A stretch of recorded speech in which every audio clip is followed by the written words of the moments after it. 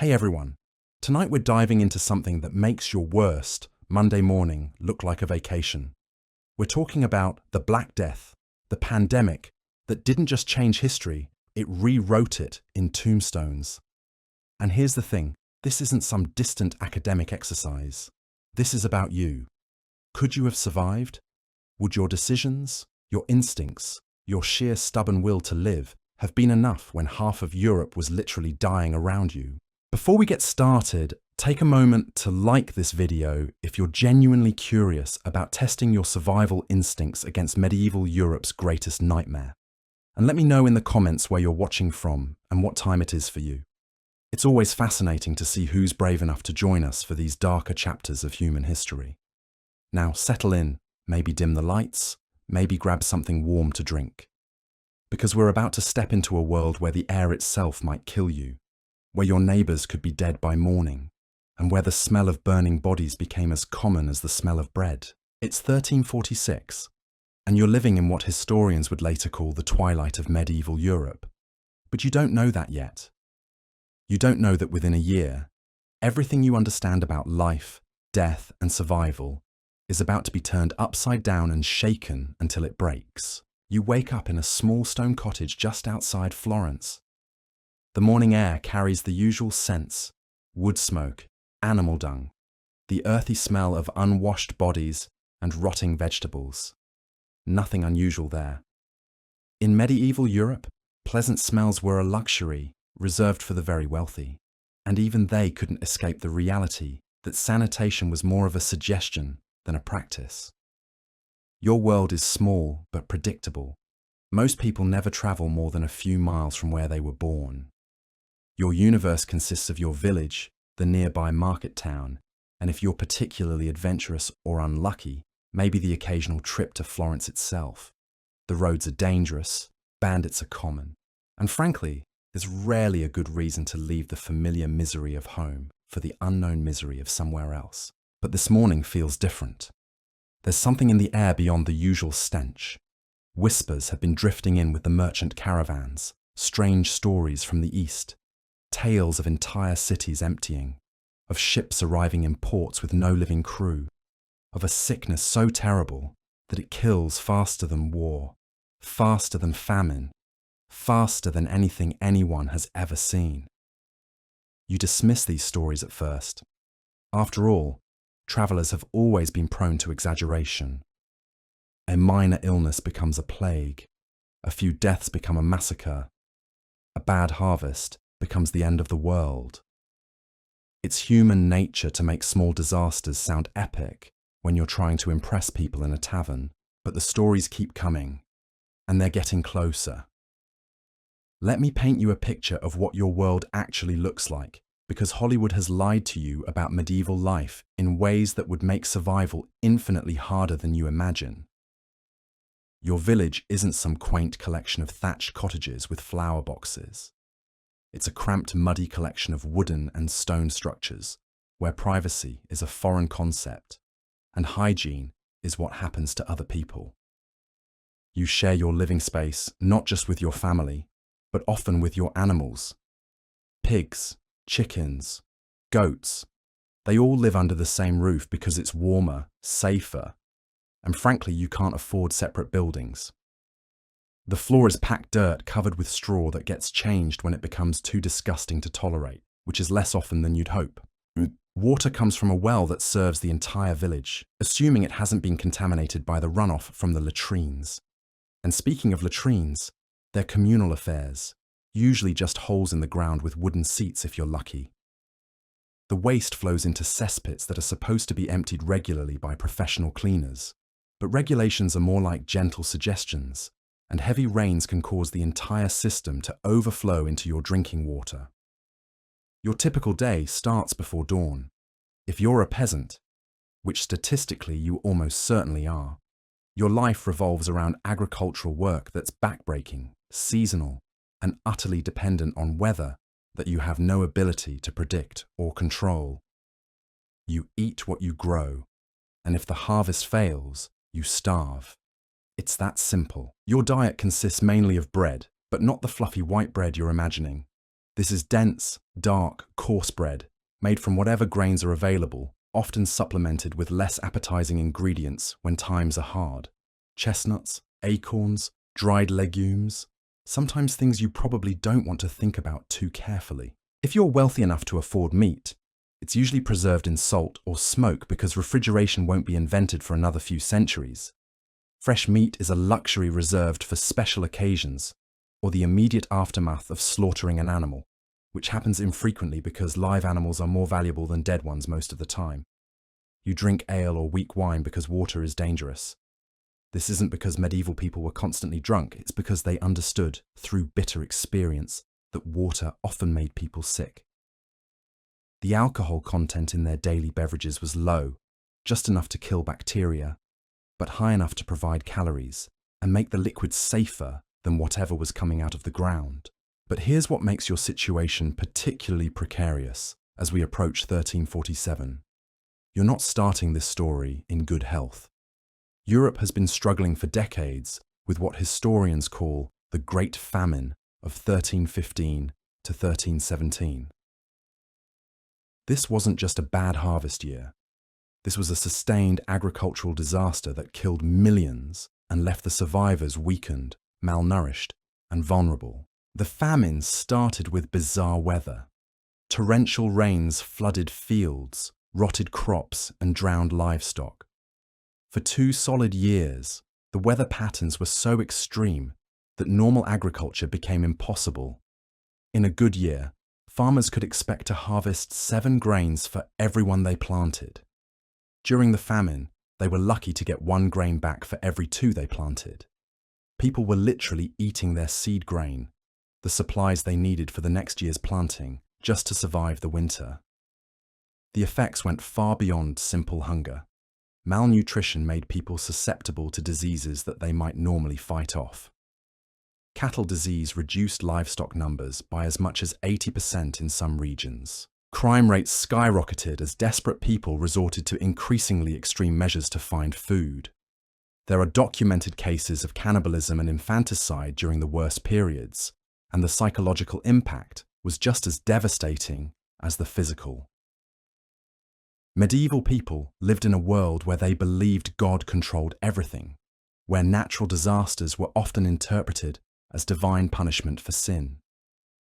The Great Famine shook their faith in the natural order, in the reliability of the seasons, in the very foundations of their worldview. By the time you wake up in that cottage outside Florence in 1346, Europe has been dealing with the aftermath of this disaster for 30 years. Life expectancy, which was already brutally short by modern standards, had dropped even further. The average person could expect to live about 35 years before the famine. During the famine years, that dropped to around 30 years. And unknown to you, it's about to get much, much worse. Your immune system, weakened by decades of poor nutrition and exposure to constant low-level disease, is about as prepared for what's coming as a paper umbrella is prepared for a hurricane. The Black Death isn't just going to attack healthy, robust populations.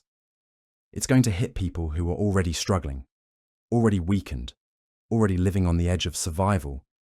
But you don't know any of this yet.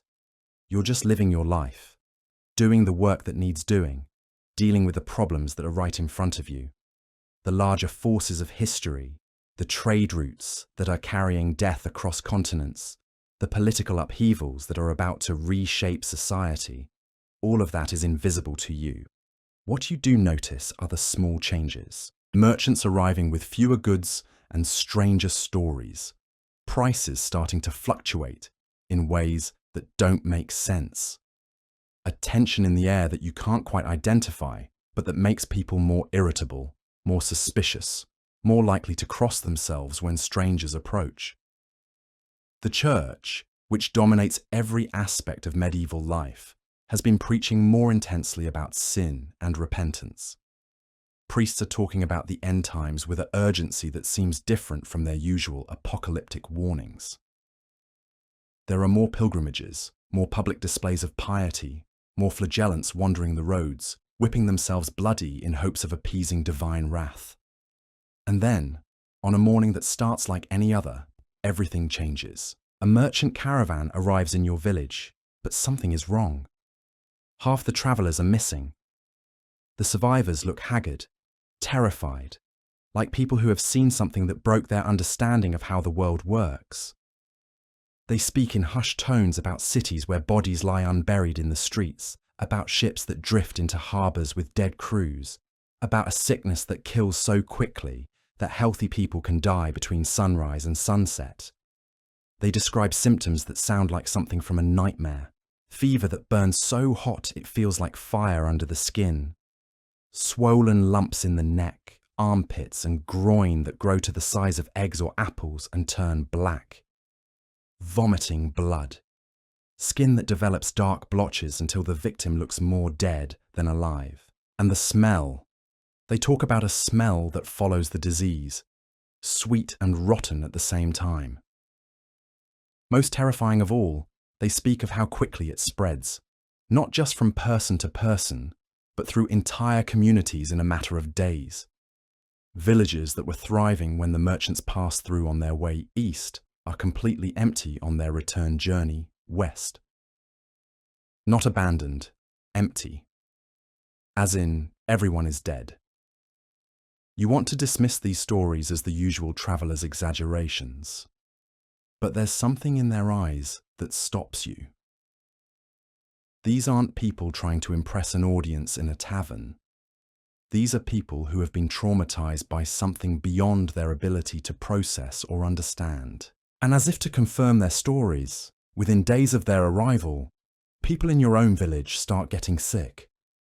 It begins with the baker's youngest son, a healthy boy who was playing in the streets just yesterday. This morning, he can barely stand. By evening, his mother is screaming for the priest because the child is burning with fever, and there are swellings under his arms that seem to be growing even as she watches. The village priest arrives, but instead of the confident man who usually delivers sermons about God's plan and divine justice, you see someone who looks as confused and frightened as everyone else. His prayers seem hollow, uncertain. His holy water and blessed oils feel inadequate against whatever is happening to that child. By the next morning, the baker's son is dead. Not just dead, but dead in a way that doesn't make sense. Young, healthy people don't just die overnight from fever, except now, apparently they do. And it doesn't stop there. Within a week, 6 more people in your village are showing the same symptoms: the swellings, the fever, the rapid decline from healthy to dead.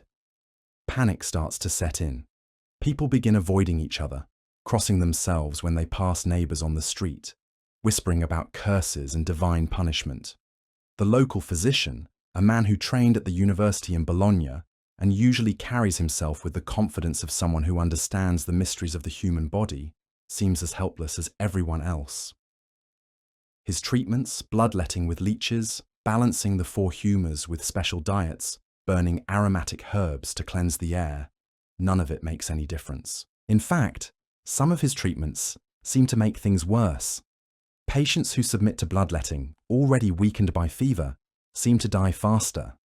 The herbs he burns fill the air with smoke that makes people cough, spreading whatever contagion might be in their lungs.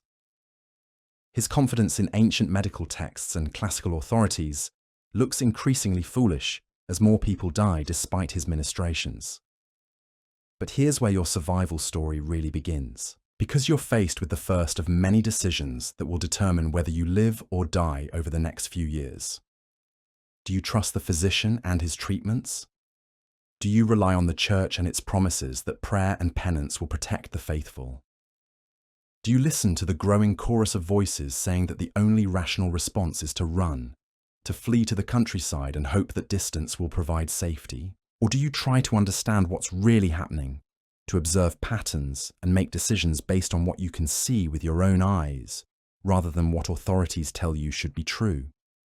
This is where survival begins, not with luck, not with divine favour, but with your ability to think clearly when everyone around you is panicking, to make rational decisions when the world seems to have gone insane, and to adapt quickly when everything you thought you knew about life and death turns out to be wrong. The Black Death is coming for you, just like it came for half of Europe. Whether you survive it depends not just on biological luck, but on every choice you make from this moment forward. Every decision about who to trust, where to go, what to believe, and how to respond when facing something that no one in your world has ever seen before.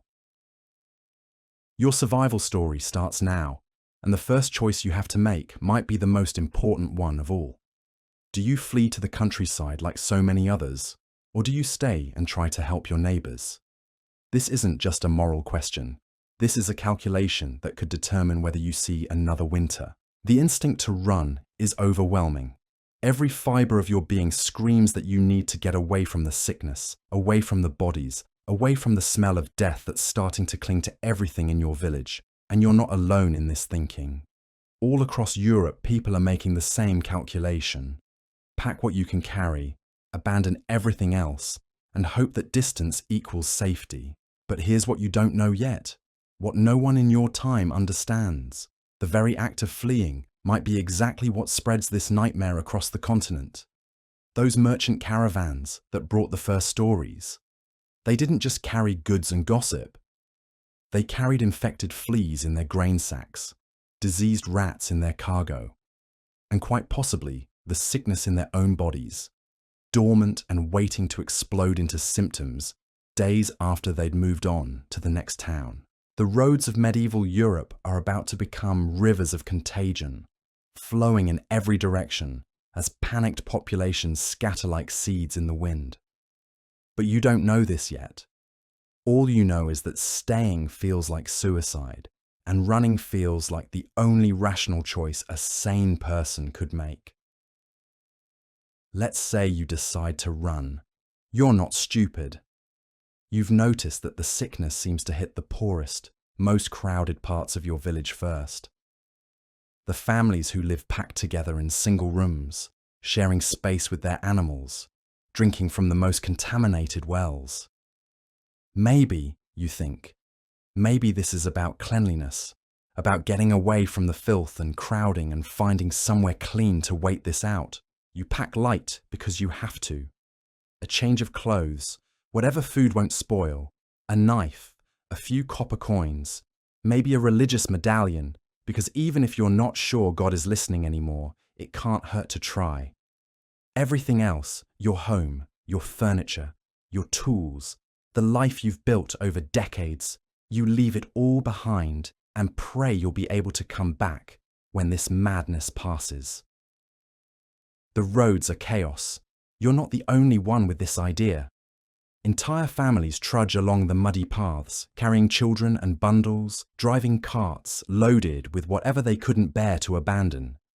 The wealthy ride past on horseback, their servants clearing the way, their faces covered with perfumed cloths, as if the right smell could protect them from whatever evil is in the air. But wealth won't save them. Neither will poverty doom you. This disease doesn't care about your social status, your piety, or your plans. It follows the same routes you're taking, carried by the same desperate people you're traveling with, spreading through the same inns and churches where refugees gather to rest and pray and unknowingly infect each other. You make it to what looks like a safe village, maybe 50 miles from home. Far enough, you hope, to be beyond the reach of whatever cursed your neighbours. The locals are suspicious of refugees, and for good reason. Strangers bring trouble, and lately, strangers have been bringing death. But you have enough coins to buy shelter in a barn, enough food to last a few days, and enough hope to believe that you've outsmarted the sickness. For a week, it seems like you were right. The village appears healthy. People go about their daily work. Children play in the streets. The church bells ring for services instead of funerals. You start to relax, to think about maybe settling here temporarily, finding work, rebuilding some version of the life you abandoned. Then the innkeeper's wife starts coughing. It's a small thing at first. Everyone coughs. Medieval life is full of smoke and dust and respiratory irritation. But this cough sounds different, wet, painful. And when she covers her mouth, you catch a glimpse of something dark staining her hand. Within 2 days, she's dead. Not from the bubonic plague with its characteristic swellings, but from something even worse. The pneumonic plague, the form that attacks the lungs directly, that spreads through the air with every cough and breath and word. The form that kills almost everyone it touches. You realize with growing horror that you haven't escaped anything. You've helped carry it here. Someone in your group of refugees, someone who seemed perfectly healthy when you left your village, was already infected. The disease has an incubation period, days when a person carries death inside them without knowing it, spreading it to everyone they encounter. This is your first real lesson in medieval survival. Running away doesn't work when you don't understand what you're running from. The roads that seem like escape routes are actually transmission networks. The healthy villages that look like sanctuaries are just future graveyards waiting for the right infected traveller to arrive. But let's rewind. Let's say you made a different choice. Instead of fleeing, you decided to stay in your village and try to understand what's happening. This decision, counterintuitive as it seems, might actually improve your chances of survival. Here's why. By staying put, you avoid the crowded, unsanitary conditions of refugee camps and roadside inns. You know your local water sources, your local food supplies, your local people. You can observe the disease up close and start to notice patterns that fleeing refugees never have the chance to see. You notice, for instance, that the disease seems to spread faster in certain parts of the village. The areas near the grain storage, where rats are most common. The households that share wells with the most families. The families who keep their animals closest to their living spaces. You can't explain why these patterns exist, but you can see them clearly enough to avoid them. You also notice something else. Not everyone who gets exposed to the sick actually becomes sick themselves. Your neighbour's wife nurses her dying husband for days, washing his body, cleaning his bedding, breathing the same air, and yet she remains healthy even after he dies. Meanwhile, people who barely had contact with the sick sometimes develop symptoms overnight. This observation, which would be meaningless to a refugee constantly moving from place to place, becomes crucial information for someone who stays put long enough to notice it. You start to realize that there might be something about individual constitution, about personal habits, about pure biological luck that influences who lives and who dies. Medieval medicine has no concept of immunity or genetic resistance or bacterial load, but you don't need to understand the science to benefit from the observation. You just need to pay attention to what works and try to replicate it. The woman who survived nursing her husband, you notice, washes her hands frequently in the strongest soap she can make. She changes her clothes daily, an almost unheard of luxury in your time. She burns aromatic herbs constantly, not because she believes they cure disease, but because she thinks they keep evil spirits at bay. She's wrong about the spirits, but accidentally right about some basic principles of hygiene and air circulation. You start copying her habits.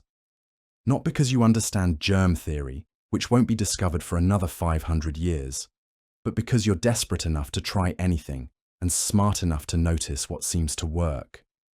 You wash more frequently, change your straw bedding more often, keep your living space as clean as your limited resources allow. More importantly, you start thinking about this disease as something that follows rules, even if you don't understand what those rules are. You observe that it spreads faster in crowded conditions, so you avoid crowds. You notice that it seems to follow trade routes, so you avoid merchants and strangers. You see that it kills quickly, so you pay attention to early symptoms and isolate yourself at the first sign of fever. These aren't perfect strategies. Medieval life doesn't allow for perfect isolation or perfect hygiene, but they're rational responses based on direct observation. And rationality turns out to be one of the most valuable survival tools you can have in a world where most people are responding to crisis with panic, superstition, and increasingly, desperate religious extremism. Because while you're making careful observations and rational adjustments, your neighbors are doing increasingly irrational things. The flagellant movement is gaining momentum. Groups of people who believe they can appease God's wrath by publicly whipping themselves until they bleed. They travel from town to town in processions, gathering crowds, creating exactly the kind of mass gatherings that help spread airborne diseases. Others are turning to increasingly extreme religious practices. Pilgrimages to holy sites that involve traveling long distances and mixing with thousands of other desperate people. Public confessions and communal prayers that pack people together in poorly ventilated churches. Ritual fasting that weakens already malnourished bodies and makes them more susceptible to infection. The most dangerous response of all is the search for scapegoats. People need someone to blame for this catastrophe, and in medieval Europe, that blame often falls on Jews, foreigners, and anyone else who seems different or suspicious. Pogroms are breaking out across the continent. Entire Jewish communities are being massacred by mobs who believe they've poisoned wells or cursed the air or somehow caused this plague through witchcraft. These aren't just moral failures, they're survival disasters. Mob violence creates exactly the kind of social chaos and population movement that helps diseases spread. Public executions and mass killings bring together large crowds of people who then disperse to their home communities, carrying whatever infections they might have picked up. The search for supernatural explanations prevents people from making the kind of practical observations that might actually help them survive. But you've chosen a different path. You've decided to stay calm, stay observant, and stay rational, even when the world around you seems to be losing its mind. This gives you advantages that most of your contemporaries don't have. You notice, for example, that the local physician's treatments don't just fail to help, they actually seem to make things worse. His bloodletting weakens patients who are already fighting infection. His theory about balancing the four humours leads him to prescribe dietary changes that further compromise nutrition in people who are already malnourished. His confidence in ancient authorities prevents him from adapting his methods based on what he's actually seeing. So you ignore the physician. When you or your family members show early signs of illness, instead of submitting to medical treatments that you've observed to be harmful, you focus on basic care. Rest, clean water, whatever nutritious food you can find, fresh air when possible. You can't cure the plague, but you can avoid actively making it worse. You also notice that certain occupations seem to have higher survival rates. Gravediggers, surprisingly, often stay healthy despite constant exposure to plague victims. You realize this might be because they work outdoors, in fresh air and sunlight, rather than in the closed, poorly ventilated spaces where the disease spreads most easily. Blacksmiths also seem to have better survival rates, possibly because they work with fire, which kills fleas and rats, and because their profession requires them to maintain better hygiene to avoid burns and injuries.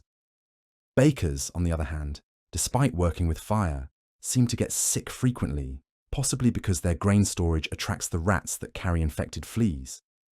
These observations lead you to make another crucial decision. You change your work patterns to spend more time outdoors, in well-ventilated spaces, away from stored grain and other rat habitats. When you must be indoors, you keep fires burning not just for warmth, but because you've noticed that smoke seems to keep insects away. You're not consciously trying to kill fleas or eliminate rat habitats, because you don't know that rats and fleas are involved in disease transmission. But your careful observations and rational responses accidentally lead you toward behaviours that reduce your exposure to the actual disease vectors. This is the key insight about surviving the Black Death. It's not about having access to modern medical knowledge or supernatural protection. It's about maintaining the ability to think clearly and observe carefully when everyone around you is panicking. It's about being willing to abandon traditional authorities and trust your own eyes when those authorities are clearly failing. It's It's about understanding that in a crisis, this severe survival often comes down to making a series of small, rational decisions rather than hoping for one dramatic stroke of luck or divine intervention. But even with all your careful observations and rational precautions, you're not safe. No one is safe. The Black Death doesn't respect intelligence or caution or moral virtue. It kills randomly, brutally, without regard for who deserves to live or die. Your survival strategies might improve your odds, but they can't eliminate the fundamental reality that you're living through one of the most deadly pandemics in human history.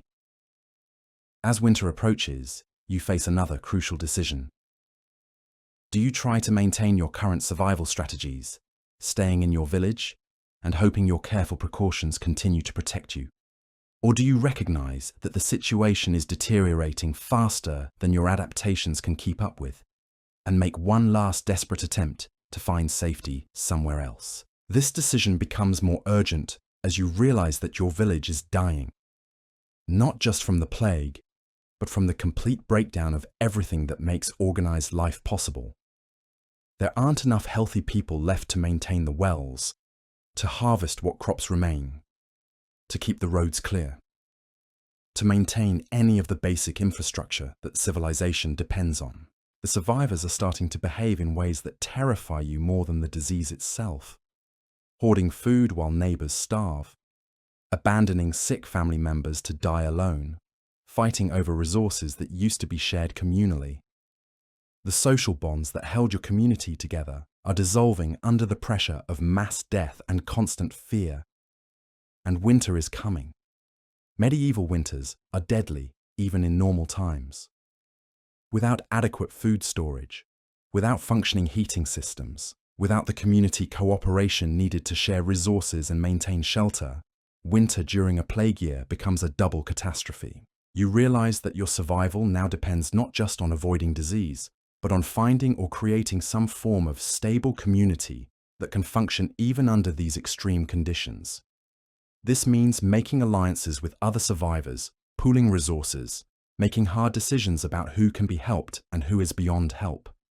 It means accepting that the world you knew before 1347 is gone forever, and that survival now requires adapting to a new reality, where the old rules no longer apply, where traditional authorities have failed, and where your ability to think clearly and act decisively matters more than anything else you've ever done in your life. The Black Death isn't just a medical crisis. It's a complete social collapse that's happening in slow motion over several years. And your survival depends not just on avoiding infection, but on navigating this collapse successfully enough to still be alive when some form of stability eventually returns, if it ever returns. Because that's the thing about living through a historical catastrophe. You don't know how it ends. You don't know if civilization will recover, if the social order will be rebuilt, if life will ever return to something resembling normal. All you know is that you're still alive today, and you want to still be alive tomorrow. Everything else is just hoping and guessing and making the best decisions you can with incomplete information, and no guarantee that any of it will matter in the end. That's the cruel mathematics of medieval survival. Every choice carries consequences you can't predict. Every decision splits your future into paths of life and death, and you won't know which path you've chosen until it's far too late to change course. Winter arrives early that year, and with it comes a cold that seems to seep into your bones and never leave. The few survivors in your village huddle around fires that burn lower each day as fuel becomes scarce.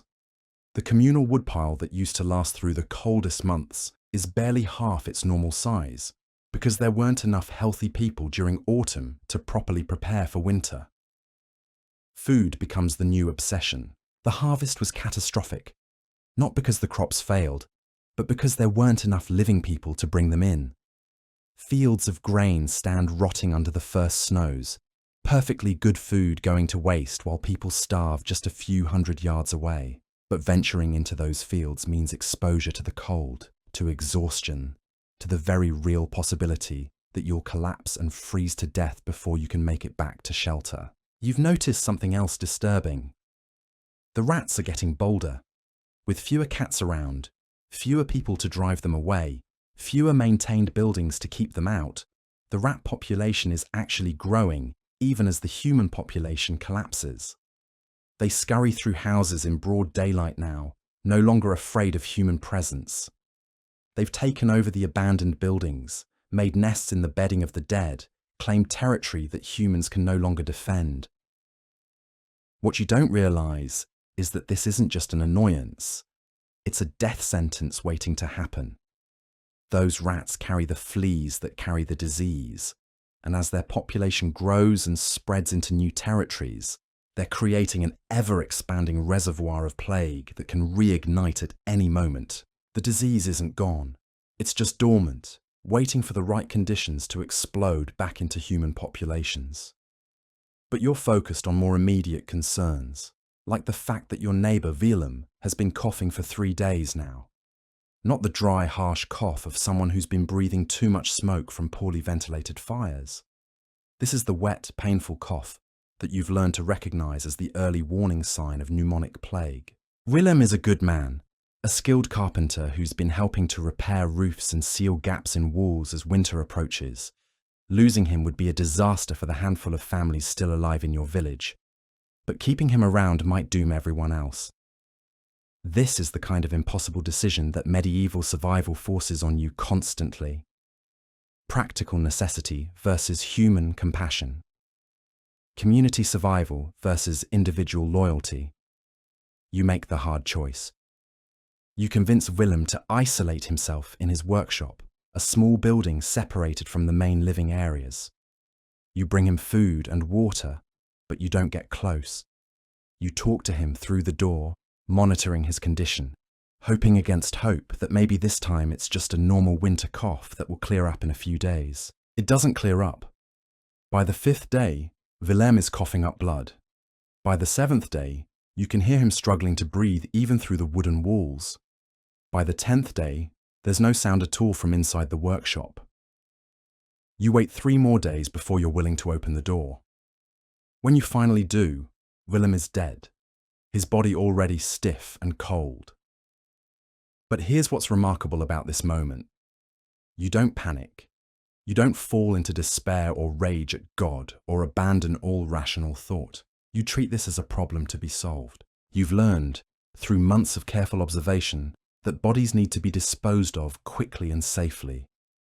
You've seen what happens in communities where the dead are left to rot, how disease spreads even faster, how the psychological impact of unburied corpses breaks the will of the survivors. So despite your grief, despite your exhaustion, despite the brutal cold, you do what needs to be done. You wrap Willem's body in the cleanest cloth you can find. You dig a grave in ground that's half frozen, a task that takes you the better part of 2 days because you're working alone and your body is weakened by months of poor nutrition and constant stress. You bury him properly, with what dignity you can manage, and you say words over his grave, even though there's no priest left alive to perform proper funeral rites. This might seem like a small thing, but it's actually crucial to survival in a world where civilization is collapsing. Maintaining rituals, preserving human dignity, continuing to act like a civilized person even when everything around you suggests that civilization is dead. These behaviors aren't just morally important, they're psychologically essential. The people who survive catastrophes like the Black Death aren't necessarily the strongest or the luckiest. They're often the ones who maintain their humanity and their sanity when those qualities seem pointless or even dangerous. They're the ones who continue to make rational decisions based on long-term thinking, even when short-term thinking suggests that nothing matters anymore. But your isolation is becoming a problem. You're one of maybe 6 people still alive in a village that once housed over 200. The others are scattered across different buildings, each family or individual holed up in whatever shelter they can defend and maintain.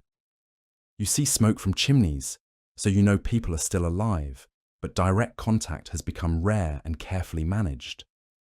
This isolation creates new dangers. If you get injured, if your fire goes out, if your food supply runs low, there's no immediate help available. Medieval life depends on community cooperation for survival, but community cooperation requires accepting the risk that any contact with other people might mean exposure to disease. You're facing what historians would later recognize as one of the classic double binds of plague survival.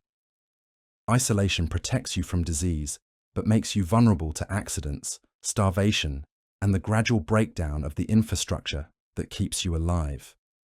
Community cooperation helps you survive the practical challenges of medieval life, but exposes you to the disease that's killing everyone else. The solution, when you can manage it, is careful, limited cooperation with the other survivors. You develop a system of communication that doesn't require close contact. Notes left in agreed-upon locations, signals using smoke or hanging cloth, shared work projects where people can labor together while maintaining distance. It's not perfect, but it allows you to pool resources and labor without creating the kind of close contact that spreads pneumonic plague through airborne transmission. You help each other repair buildings, share tools, coordinate food gathering, and maintain the basic infrastructure needed to survive winter. More importantly, you maintain social bonds that keep people psychologically stable. Humans are social creatures. Complete isolation, even when it's medically necessary, can drive people into depression, paranoia, and despair that makes survival even more difficult. The carefully managed contact with other survivors reminds you that you're still part of a human community, even if that community is smaller and more fragile than anything you've known before. Spring arrives late and cold, but when it finally comes, it brings both hope and new dangers. The warmer weather means you can venture outside more safely, begin planting crops, start repairing the damage that winter has done to buildings and infrastructure. But it also means the return of the fleas and rats that carry plague, the reopening of trade routes that can bring infected travelers, the resumption of movement and contact that makes disease transmission more likely. You've survived one winter, but you're not the same person who made that first decision about whether to flee or stay. You're thinner, harder, more cautious in ways that go beyond simple paranoia. You've learned to think in terms of probabilities and risk management rather than absolute safety. You've accepted that survival means living with constant uncertainty, constant vigilance, constant readiness to adapt to circumstances that change without warning. And you've learned something else that might be even more important. You've learned that you can survive things that seemed impossible to survive. Not because you're particularly strong or lucky or blessed, but because you're willing to think clearly, make hard decisions, and adapt to circumstances that would have been unimaginable a year ago. This knowledge becomes crucial as you face the next phase of the Black Death pandemic, because the disease isn't done with Europe yet. What you've lived through so far is just the first wave, the initial catastrophic outbreak that killed roughly half the population in 4 years. But plague becomes endemic in medieval Europe after 1347, returning in smaller outbreaks every decade or so for the next 3 centuries. Each subsequent outbreak is less severe than the first, partly because the most vulnerable people have already died, partly because survivors have developed some immunity, and partly because communities have learned better ways to respond to plague emergencies. But they're still deadly, still capable of wiping out communities that have just begun to recover from the previous outbreak.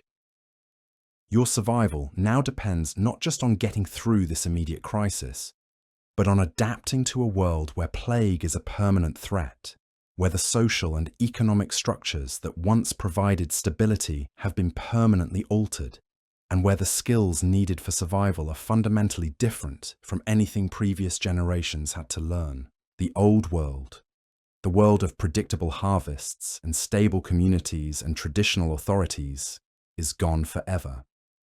The new world that's emerging from the wreckage of the Black Death will be shaped by people like you. People who learned to survive the impossible and now have to figure out how to build something sustainable from whatever pieces remain. But first, you have to make it through another summer, another plague season, another test of everything you've learned about staying alive when death is the most common outcome for everyone around you. The merchants start returning in late spring. following trade routes that have been largely abandoned for over a year. Their caravans are smaller now, more heavily guarded, more suspicious of strangers. They bring news from the outside world that's both encouraging and terrifying. Some cities have survived relatively intact. Milan, through a combination of strict quarantine measures and sheer luck, lost only about 15% of its population. Some rural areas, isolated enough to avoid the initial outbreak, remain largely untouched by disease. But other regions have been completely depopulated. Entire kingdoms have collapsed. Trade networks that took centuries to build have disintegrated overnight. The merchants also bring rumours of strange new social movements emerging from the chaos. Peasant revolts in regions where the traditional labour system has completely broken down. Religious extremist groups that preach the imminent end of the world. Political opportunists trying to seize power in territories where the old ruling classes have died out. Most unsettling of all, they bring reports of places where civilization itself seems to have reverted to something more primitive. Communities that have abandoned agriculture in favour of hunting and gathering. Regions where literacy has disappeared because there aren't enough educated people left alive to maintain schools and scriptoriums. Areas where people have forgotten how to maintain complex technologies like mills and forges and have returned to more basic ways of life. These reports force you to think about survival in longer terms than just getting through the next plague season. What kind of world are you trying to survive into? What skills will be valuable in a society that's been fundamentally transformed by mass death? How do you prepare for a future that might be completely different from anything that existed before 1347? The answers to these questions shape the decisions you make about where to live, what work to do, who to form alliances with, and how to use the resources you've managed to accumulate during the worst of the crisis. Because survival during the Black Death isn't just about avoiding infection. It's about positioning yourself to thrive in whatever society emerges from the demographic catastrophe. Some survivors focus on acquiring land. With so many people dead, vast amounts of agricultural territory have been abandoned.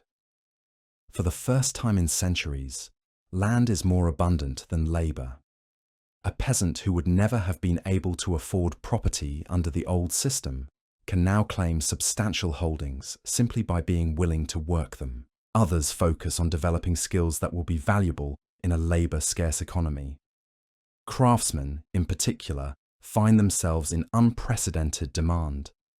A blacksmith or carpenter or mason who would have struggled to find steady work before 1347 can now command premium wages and choose among multiple employers. The traditional guild systems that once restricted access to skilled trades have largely collapsed, creating opportunities for rapid social mobility that would have been impossible under normal circumstances. Still others focus on trade and commerce, recognizing that the communities that survive will need to rebuild the commercial networks that connect them to the wider world. The merchants who are brave enough or desperate enough to resume traveling between cities find that they can charge premium prices for goods that were once commonplace, but they also face risks that go far beyond the normal dangers of medieval commerce. You decide to focus on something that might be even more valuable than land or craft skills or commercial connections. You decide to focus on knowledge. Specifically, practical knowledge about surviving plague outbreaks, managing communities during demographic crises, and maintaining basic technologies when the traditional systems for preserving and transmitting knowledge have broken down.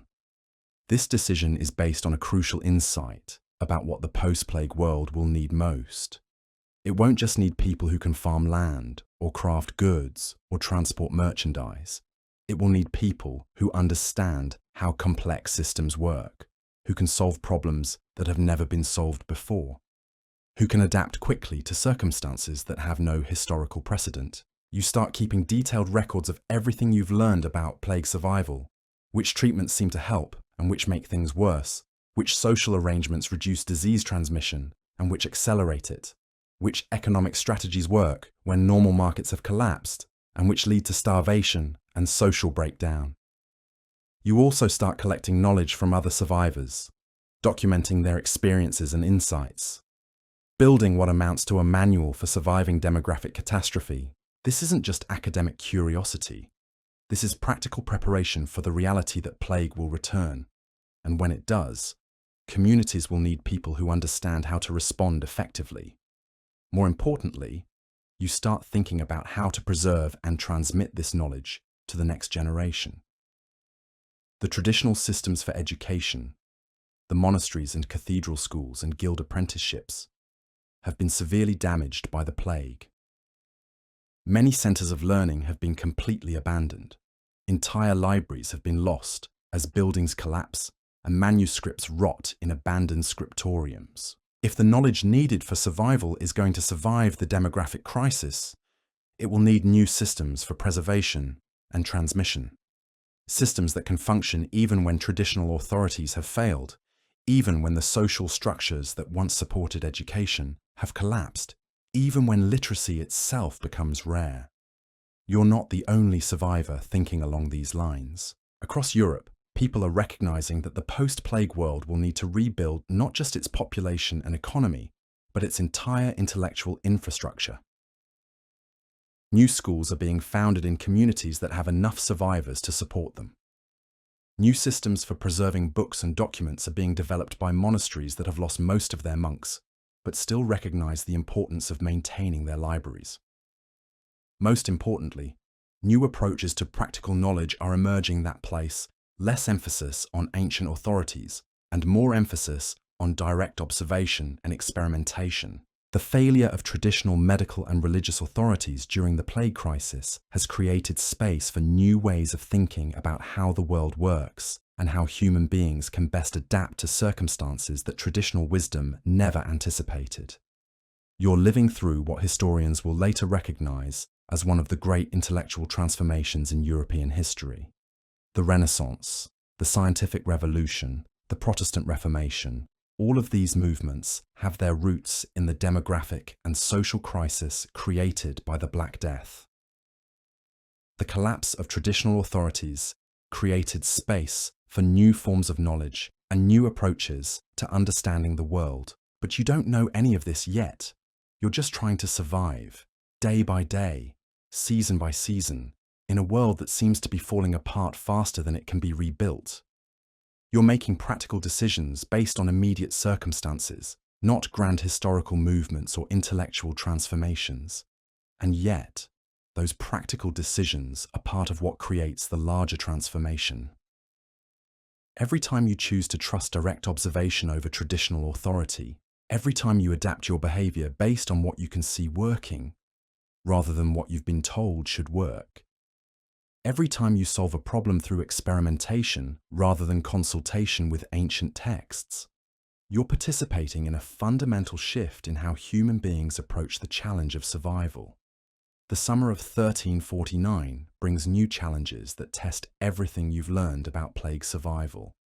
Trade routes have reopened enough to bring fresh outbreaks of disease, but not enough to ensure reliable supplies of food and other necessities.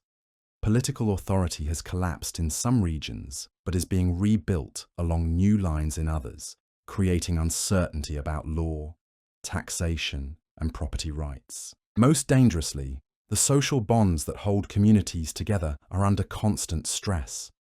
People are traumatized by what they've lived through, suspicious of strangers, quick to anger, prone to violence in ways that would have been unthinkable before the plague. The normal mechanisms for resolving disputes, the traditional authorities that people once turned to for guidance and justice, have been weakened or destroyed entirely. You find yourself serving as an informal leader in your community, not because you sought the role, but because you're one of the few people who has managed to stay both physically healthy and psychologically stable throughout the crisis. People come to you for advice about practical problems, for mediation in disputes, for guidance about how to respond to rumors and threats from the outside world. This leadership role is both an opportunity and a danger. It gives you influence over decisions that could determine whether your community survives and thrives in the post-plague world.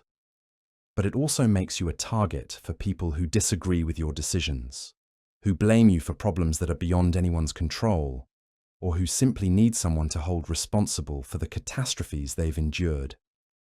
Leadership during a demographic crisis requires skills that are very different from leadership under normal circumstances.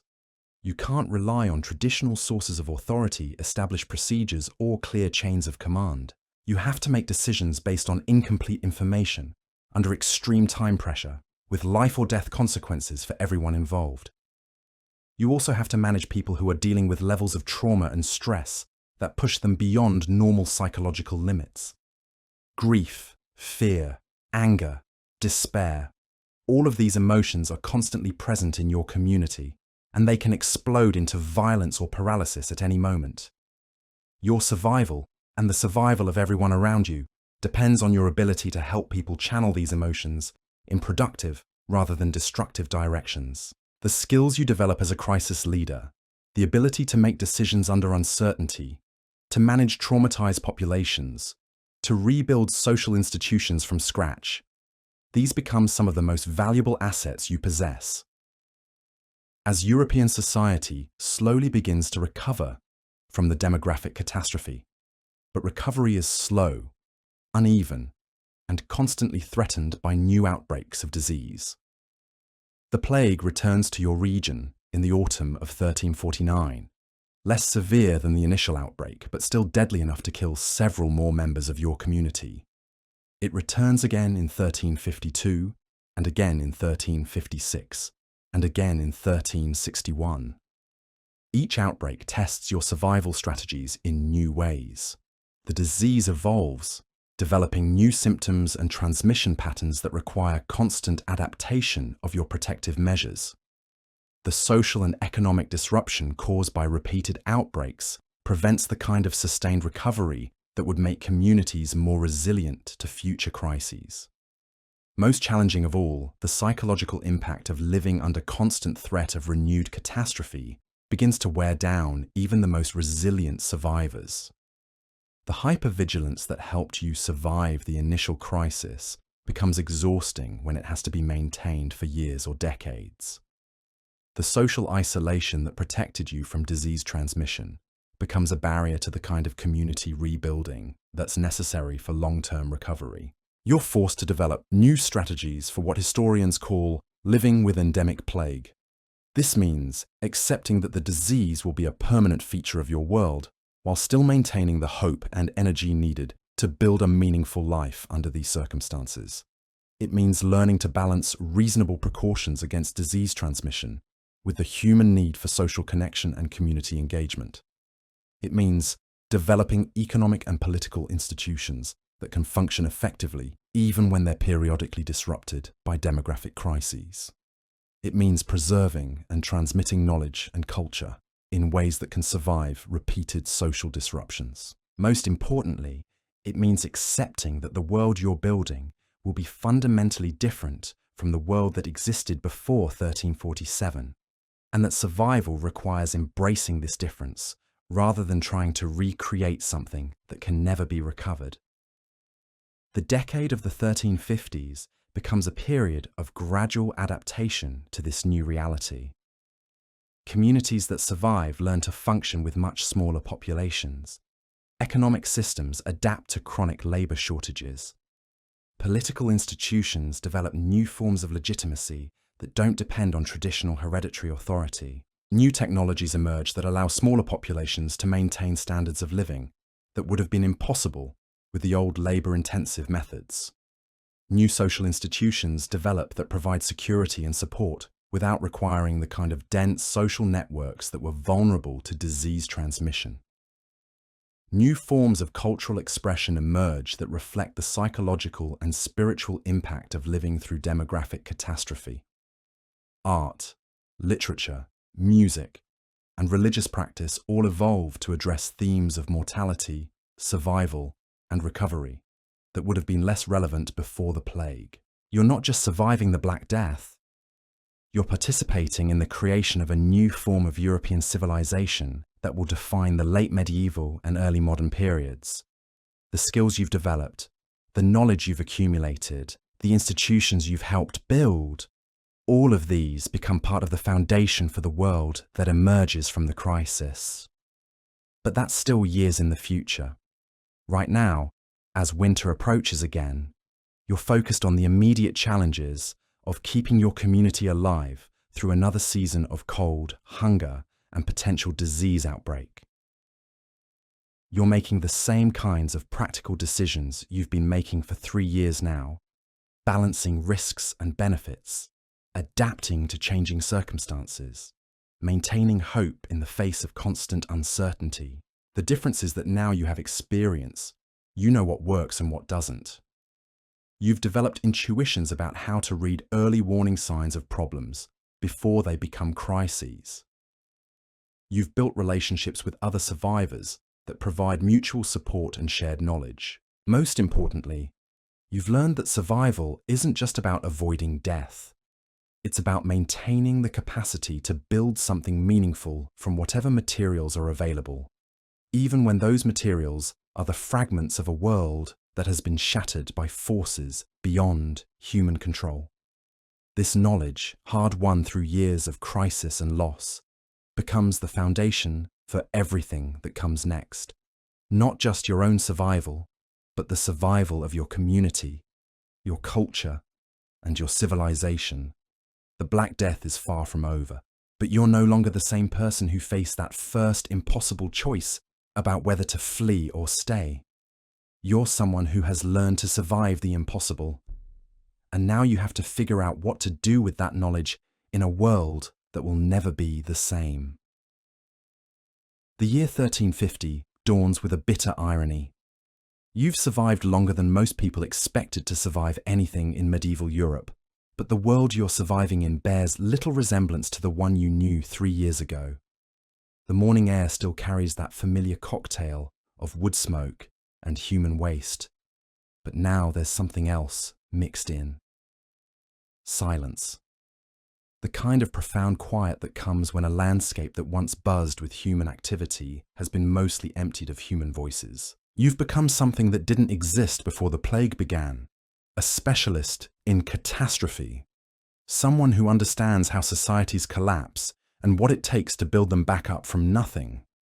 This knowledge isn't written in any book, taught in any university, or passed down through any traditional apprenticeship. It's carved into your bones through years of making life and death decisions with incomplete information, and no guarantee that any choice you make will matter. But here's what you've learned that most people never get the chance to learn.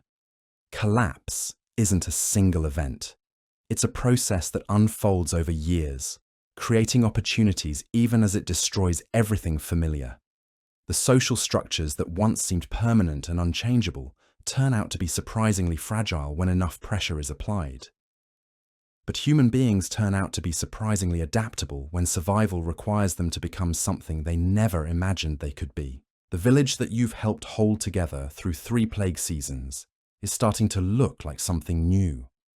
Not a restoration of what existed before, but an evolution into something that might actually be better adapted to the reality of living with endemic disease.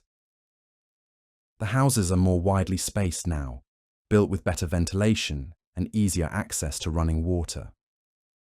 The communal areas are designed to allow people to gather safely without creating the kind of crowded conditions that turn minor outbreaks into community disasters.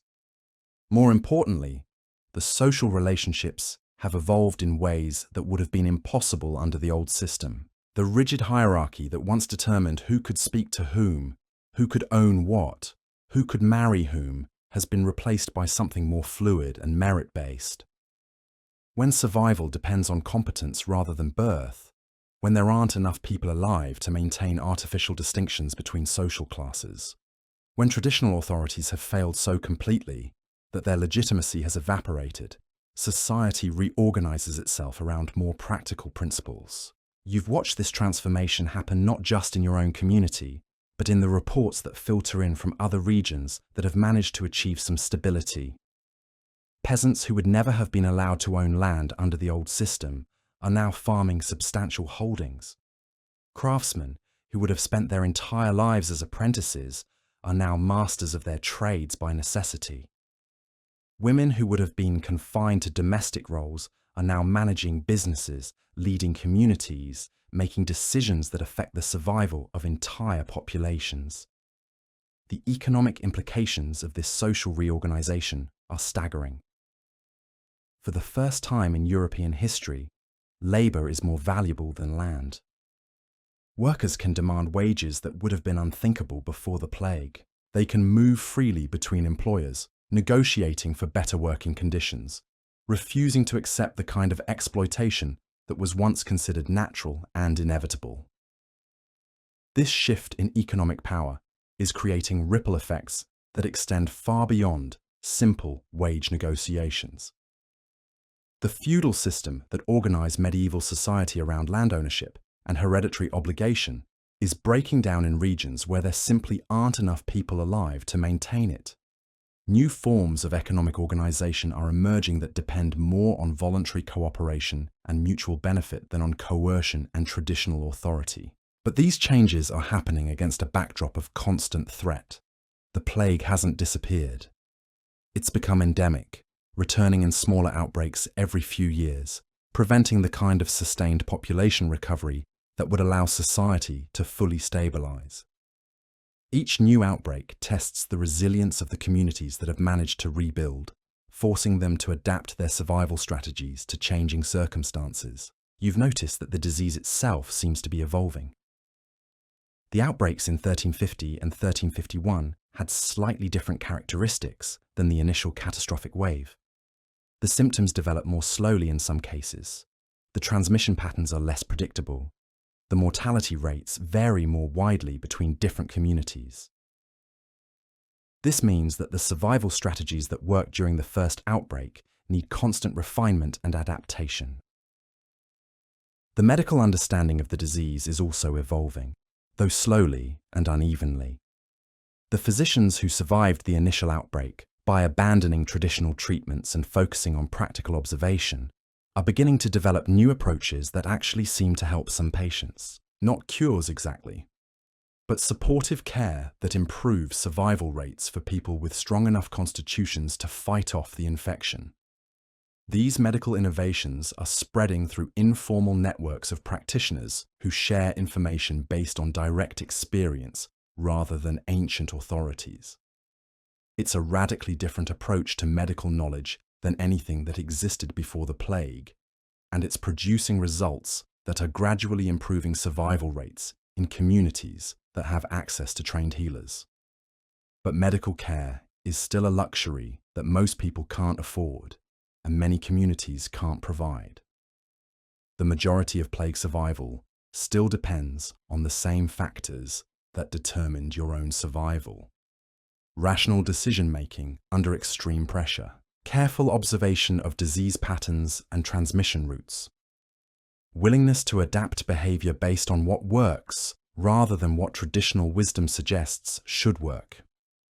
Most importantly, survival depends on maintaining hope and psychological resilience in the face of constant uncertainty. The people who live through extended periods of endemic plague aren't necessarily the strongest or the luckiest. They're the ones who can maintain their humanity and their sanity when both seem like dangerous luxuries.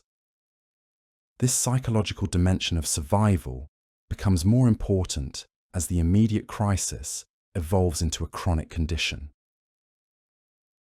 The hypervigilance and constant readiness for disaster that helped you survive the initial outbreak becomes exhausting when it has to be maintained for years.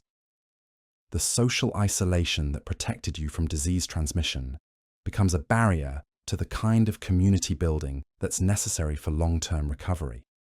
You've had to learn new skills for managing what would later be recognized as trauma and chronic stress. Techniques for staying alert to genuine dangers without becoming paralyzed by anxiety about threats that might never materialize. Ways of maintaining social connections without exposing yourself to unnecessary risk. Methods for preserving hope and motivation when the future remains fundamentally uncertain. These skills turn out to be just as important for survival as understanding disease transmission or managing food supplies. Communities that develop effective ways of supporting the psychological health of their members are more likely to survive subsequent outbreaks.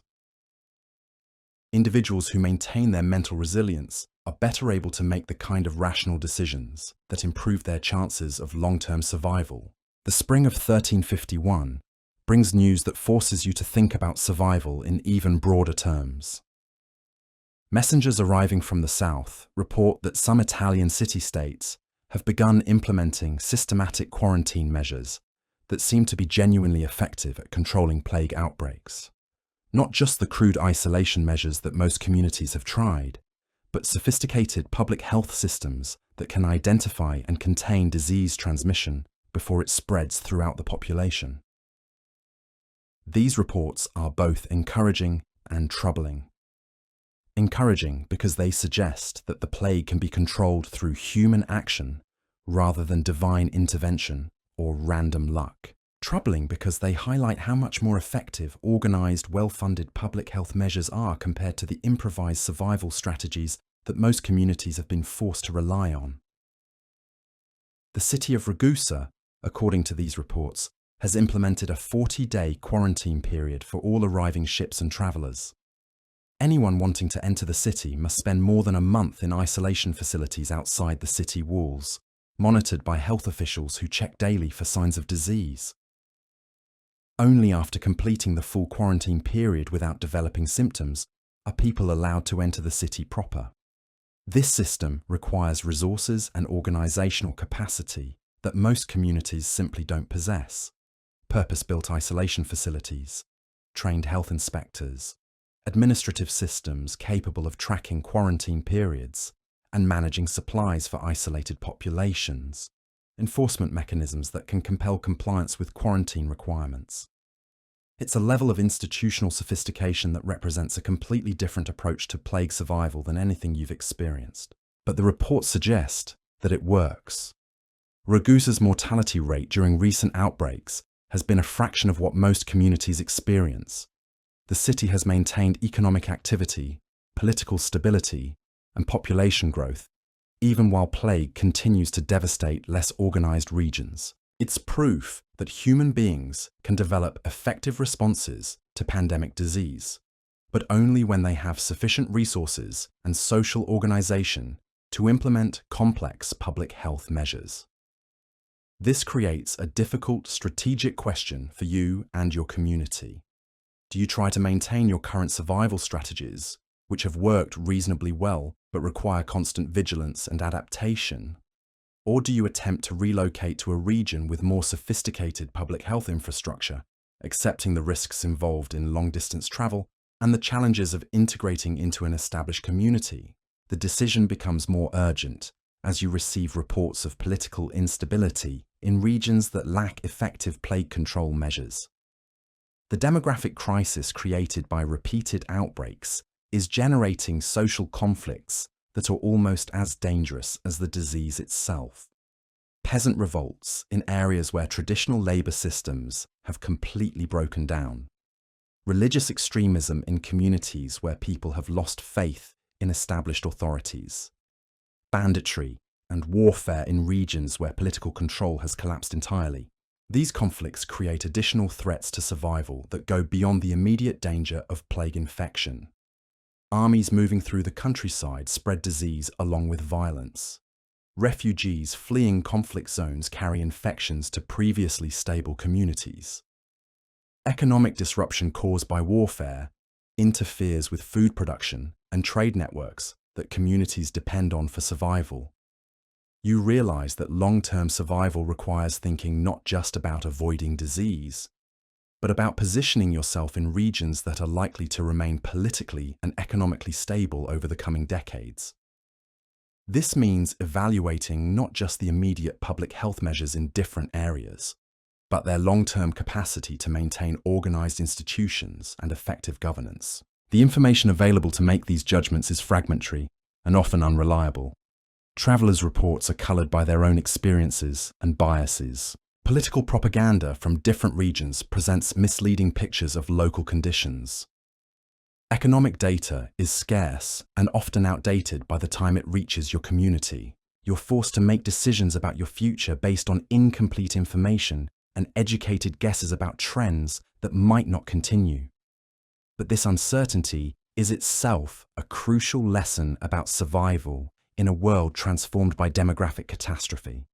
The old certainties, the traditional authorities, the established patterns that once made planning possible, have all been disrupted. Survival now requires developing comfort with ambiguity, skill at making decisions under uncertainty, and flexibility to adapt when circumstances change unexpectedly. These meta-survival skills, the ability to navigate uncertainty and adapt to changing circumstances, turn out to be more valuable than specific knowledge about plague symptoms or quarantine procedures. They're the skills that allow people to survive not just the immediate crisis, but the long-term process of social and economic reconstruction that follows demographic catastrophe. The summer of 1351 tests these skills in new ways as your community faces its most complex survival challenge yet. A group of refugees arrives from a region that has experienced complete social collapse. They're not just seeking temporary shelter while fleeing an outbreak. They're looking for permanent resettlement because their entire homeland has been depopulated beyond the point where organized community life is possible. These refugees bring valuable skills and knowledge that could significantly benefit your community. Craft techniques that have been lost in your region. Experience with agricultural methods adapted to post-plague conditions. Information about trade opportunities and political developments in distant areas. But they also bring unknown disease risks, potential social conflicts, and resource demands that could strain your community's capacity to provide for its existing members. The decision about whether to accept these refugees becomes a test of everything you've learned about balancing competing survival priorities. Humanitarian concerns argue for providing assistance to people who are desperately in need. Practical considerations suggest that accepting too many newcomers could destabilize the delicate social and economic balance that has allowed your community to survive. Security concerns raise questions about whether refugees might bring disease, conflict, or other threats that could endanger everyone. There's no obviously correct answer to this dilemma. Every choice involves trade-offs between different types of risks and benefits. Every decision commits your community to a path that will have consequences extending far into the future. Every option requires making judgments about probabilities and outcomes that can't be known with certainty until long after the decision has been made. This is the kind of leadership challenge that the pre-plague world rarely presented to ordinary people. Decisions that once would have been made by kings or bishops or other traditional authorities now fall to whoever has earned the trust of local communities through demonstrated competence during crisis situations. You find yourself responsible for choices that will affect not just your own survival, but the survival of dozens of other people who look to you for guidance. The process of making these decisions becomes as important as the decisions themselves. You've learned that communities are more likely to accept difficult choices if they understand the reasoning behind them, if they have opportunities to voice their concerns and suggestions, if they feel that their interests and values have been taken into account. But you've also learned that democratic decision-making can be slow and inefficient when circumstances require rapid responses to immediate threats. Balancing participation and efficiency, transparency and security, individual rights and community needs. These become constant challenges as your community evolves from a group of plague survivors into something that might eventually become a stable, self-governing society. The skills required for this kind of leadership aren't taught in any medieval institution because the situations that require them didn't exist before the demographic catastrophe created them. After extensive discussion and careful evaluation of the risks and benefits, your community decides to accept a limited number of refugees on a trial basis. Families with young children and valuable skills are given priority. Single adults without dependents are accepted only if they can demonstrate specific competencies that address urgent community needs. Everyone must complete a quarantine period and submit to regular health monitoring for their first year of residence.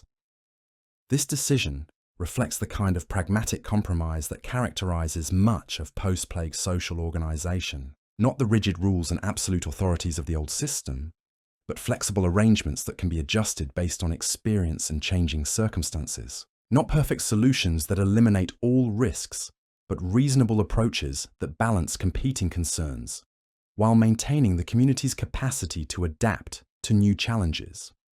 The implementation of this refugee policy becomes a learning experience that provides valuable insights into the practical challenges of community building during demographic recovery. Some aspects work better than expected. The newcomers bring energy and expertise that accelerate projects that had been stalled by labour shortages. Cultural exchanges between refugees and established residents create new forms of artistic and intellectual expression that enrich community life. Other aspects prove more difficult than anticipated. Integrating people with different survival experiences and different ideas about how communities should be organised creates tensions that require constant attention and mediation. Resource allocation becomes more complex when the community includes people with different histories and different claims on collective assets. Decision-making processes that worked adequately with a smaller, more homogeneous group become unwieldy when they must accommodate more diverse perspectives and interests. But these challenges also create opportunities for developing more sophisticated forms of social organisation. Conflict resolution mechanisms that can handle disputes between people with different cultural backgrounds and different ideas about justice. Economic systems that can efficiently allocate resources while maintaining fairness and preventing exploitation. Political institutions that can make collective decisions while respecting individual rights and minority viewpoints. The autumn of 1351 brings another plague outbreak, smaller than the initial catastrophe, but large enough to test all of the community structures and survival strategies that have been developed over the past 4 years. This outbreak provides the first real test of how well the integrated community, including both original residents and recent refugees, can respond to a disease emergency. The results are mixed, but generally encouraging. The quarantine and isolation procedures work more effectively than they did during previous outbreaks, partly because the community now has more experience implementing them, partly because the larger population provides more people to share the work of caring for the sick and maintaining essential services. The mortality rate is significantly lower than during previous outbreaks, suggesting that the combination of improved medical knowledge and better community organisation is genuinely improving survival chances. But the outbreak also reveals weaknesses in the community's disease response capabilities. Communication systems that work adequately under normal circumstances become overwhelmed when rapid coordination is essential. Supply chains that seem robust during ordinary times prove vulnerable to disruption when key individuals become sick. Social tensions that remain manageable during stable periods can escalate quickly when people are frightened and stressed. These lessons lead to another round of institutional adaptation and improvement. Better emergency communication procedures, more resilient supply chains with built-in redundancy, more effective mechanisms for managing social conflict during crisis periods. Each outbreak becomes not just a test of survival, but an opportunity to learn and improve the community's capacity to handle future emergencies. The pattern that emerges over the next several years is one of gradual but steady improvement in the community's ability to survive and thrive, despite the ongoing threat of plague. Not because the disease becomes less dangerous, but because human beings become more skilled at responding to it effectively.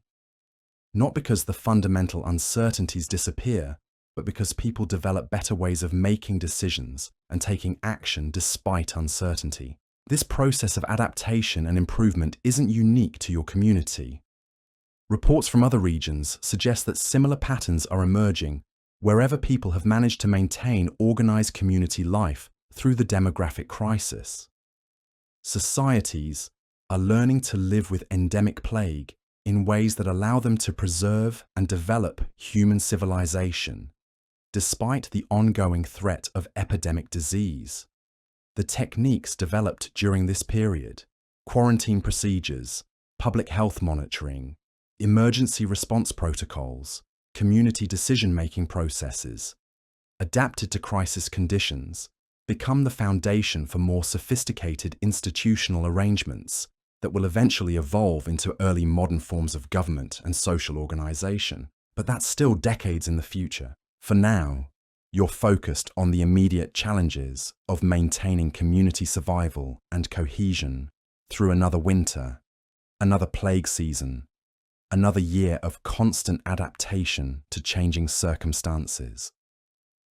The skills you've developed, the knowledge you've accumulated, the relationships you've built, all of these remain essential for day-to-day survival in a world that continues to be shaped by the ongoing effects of demographic catastrophe.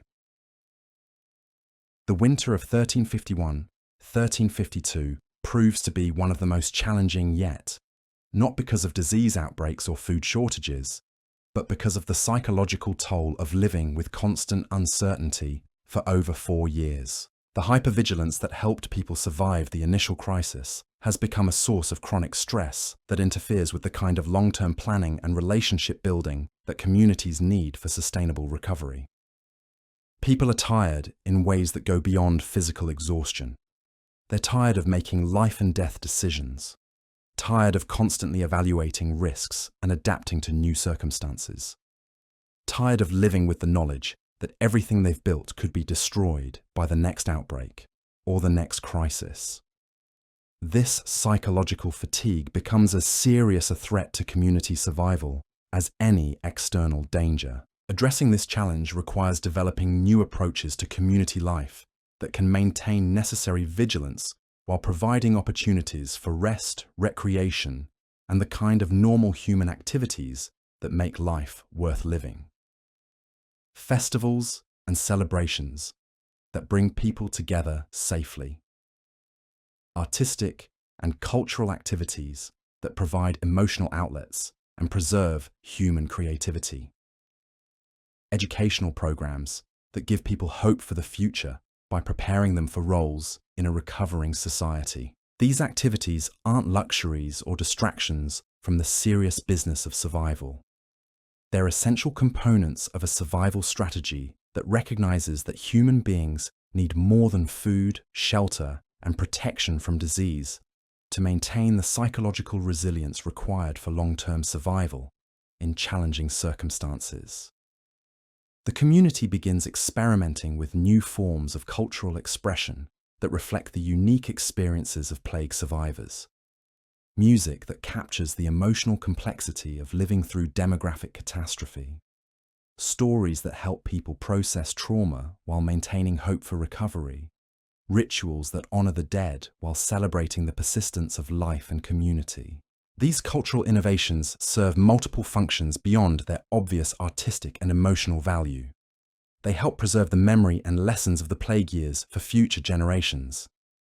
They create shared experiences that strengthen social bonds between community members. They provide ways of expressing and processing emotions that might otherwise manifest as social conflict or individual psychological breakdown. Most importantly, they assert the continued vitality of human civilization despite the devastating losses of the past several years.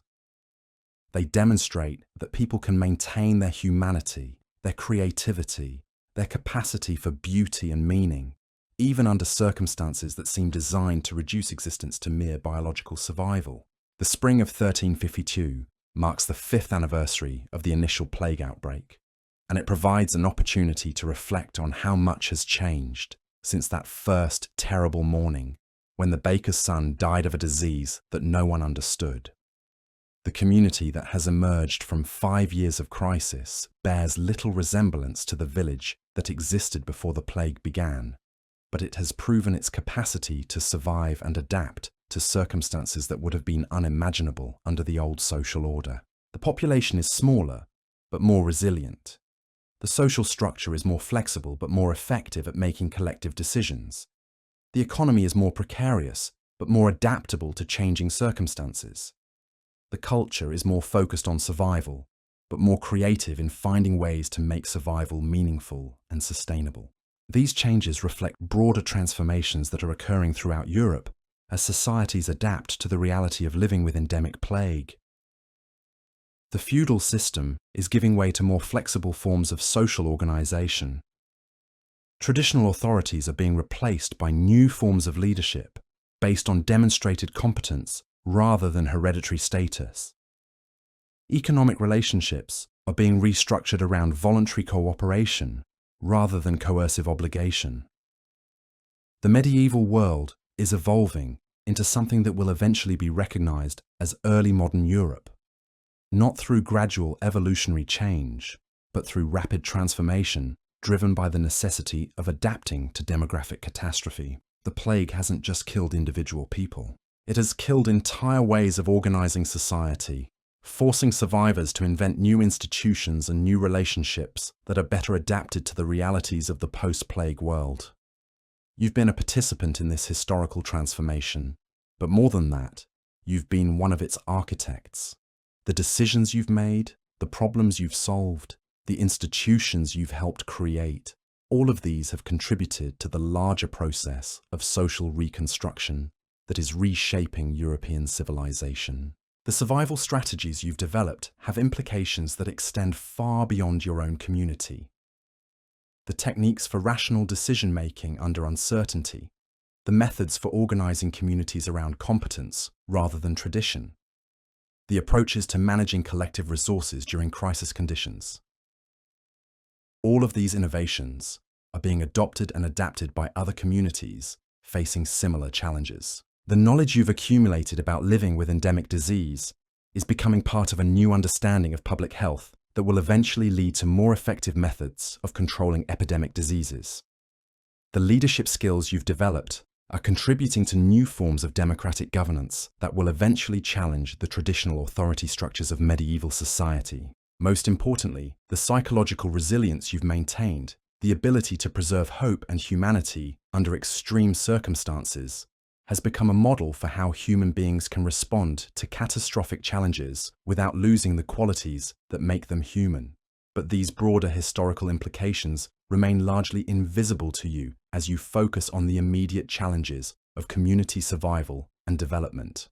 Your concerns are still primarily practical, ensuring adequate food supplies for the coming harvest season, maintaining the health and cohesion of your community, preparing for potential plague outbreaks, and making decisions that will improve long-term survival prospects. The summer of 1352 brings new challenges that test the community's capacity to maintain its survival strategies while adapting to changing circumstances. Trade relationships with other regions are becoming more complex as different areas recover at different rates and develop different approaches to managing plague risks. Political relationships with distant authorities are becoming more important as royal governments begin reasserting control over regions that have been essentially self-governing during the worst of the crisis. Economic opportunities are expanding as population recovery creates new markets for goods and services, but these opportunities come with new risks as increased travel and trade create new pathways for disease transmission. The community must balance the benefits of economic growth against the dangers of increased exposure to external threats. These decisions require a level of strategic thinking that goes beyond the immediate survival skills that have been essential during the worst of the crisis. Long-term planning, risk assessment, resource allocation across multiple time horizons, coordination with external partners who may have different priorities and different approaches to managing plague risks. The survival skills that work during the emergency phase of the crisis must evolve into the institutional management skills needed for sustained recovery and development. The transition from crisis management to long-term development proves to be one of the most challenging aspects of post-plague recovery. the decision-making processes that work effectively during emergencies, rapid response based on limited information, centralized authority, focus on immediate survival needs, become inadequate when communities need to make complex judgments about resource allocation, institutional development, and strategic planning. New forms of community governance emerge that can handle both emergency response and long-term planning. Institutional arrangements that can shift between crisis management and normal operations as circumstances require. Leadership structures that can provide rapid decision-making when necessary while maintaining democratic participation in non-emergency situations. These governmental innovations reflect the broader pattern of institutional adaptation that characterizes post-plague recovery. Not restoration of pre-plague institutions, but development of new arrangements that are better adapted to the realities of living with endemic disease and managing communities that have been transformed by demographic catastrophe. The autumn of 1352 brings what appears to be the last major plague outbreak of the initial pandemic phase, smaller and more localized than previous outbreaks, but significant enough to test all of the survival strategies and institutional arrangements that have been developed over the past 5 years. The community's response to this outbreak demonstrates how much has been learned about effective plague management. The quarantine procedures work smoothly, with minimal disruption to community life. The medical care provided to plague victims reflects accumulated knowledge about supportive treatments that improve survival rates. The resource allocation systems ensure that essential services continue operating, even when key personnel are sick or quarantined. The communication systems keep everyone informed about the outbreak's progress and the measures being taken to control it. Most importantly, the community maintains its psychological resilience and social cohesion throughout the outbreak. There's no panic, no scapegoating, no breakdown of cooperative relationships. People understand their roles and responsibilities. They trust the institutions and leadership that have been developed to manage such crises, and they maintain confidence that the outbreak can be controlled without catastrophic losses. The mortality rate during this outbreak is less than 10%, compared to the 40 to 60% mortality rates that characterize the initial plague outbreaks. This improvement reflects not just better medical knowledge and public health measures, but the development of social institutions that can maintain effective collective action, even under extreme stress. When the outbreak ends, after only 6 weeks, it feels like a turning point. Not because the threat of plague has disappeared, but because the community has demonstrated its capacity to manage that threat without sacrificing the qualities that make life worth living. Survival is no longer just about avoiding death. It's about maintaining a form of human community that can flourish despite ongoing risks and uncertainties. The winter of 1352-1353 becomes a period of consolidation and planning for the future. For the first time since the plague began, people can think seriously about long-term goals and projects that extend beyond immediate survival needs. Educational programs for children who will grow up in the post-plague world. Economic development projects that could improve living standards and community resilience. Cultural activities that could preserve and transmit the lessons learned during the crisis years. These planning efforts reflect a fundamental shift in mindset from crisis survival to sustainable development. The psychological transition from thinking in terms of days and weeks to thinking in terms of years and decades, the institutional transition from emergency response to long-term governance, the social transition from communities held together by shared survival needs to communities organized around shared values and common goals. This transition isn't easy or automatic. Many people struggle to adjust from the intense focus and clear priorities of crisis survival to the more complex and ambiguous challenges of post-crisis development. Some long for the clarity and intensity of the crisis years, when survival provided an obvious organizing principle for all decisions and activities. Others find it difficult to trust that stability might actually be sustainable.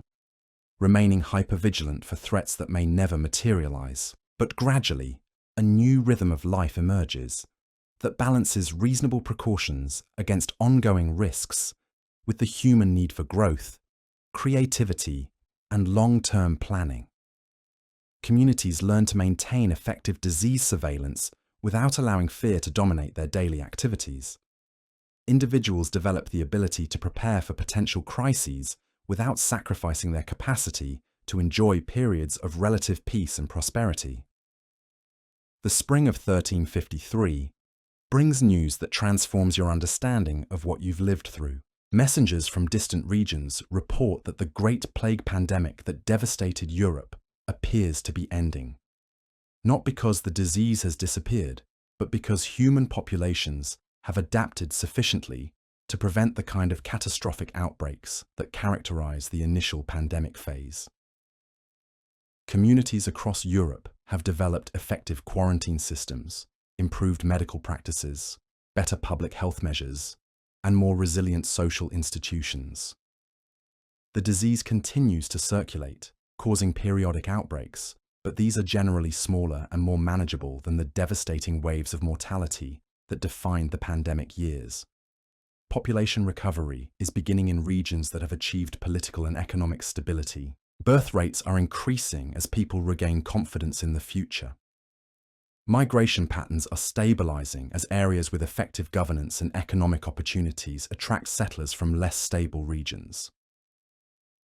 Trade networks are being rebuilt, connecting communities that were isolated during the worst of the crisis.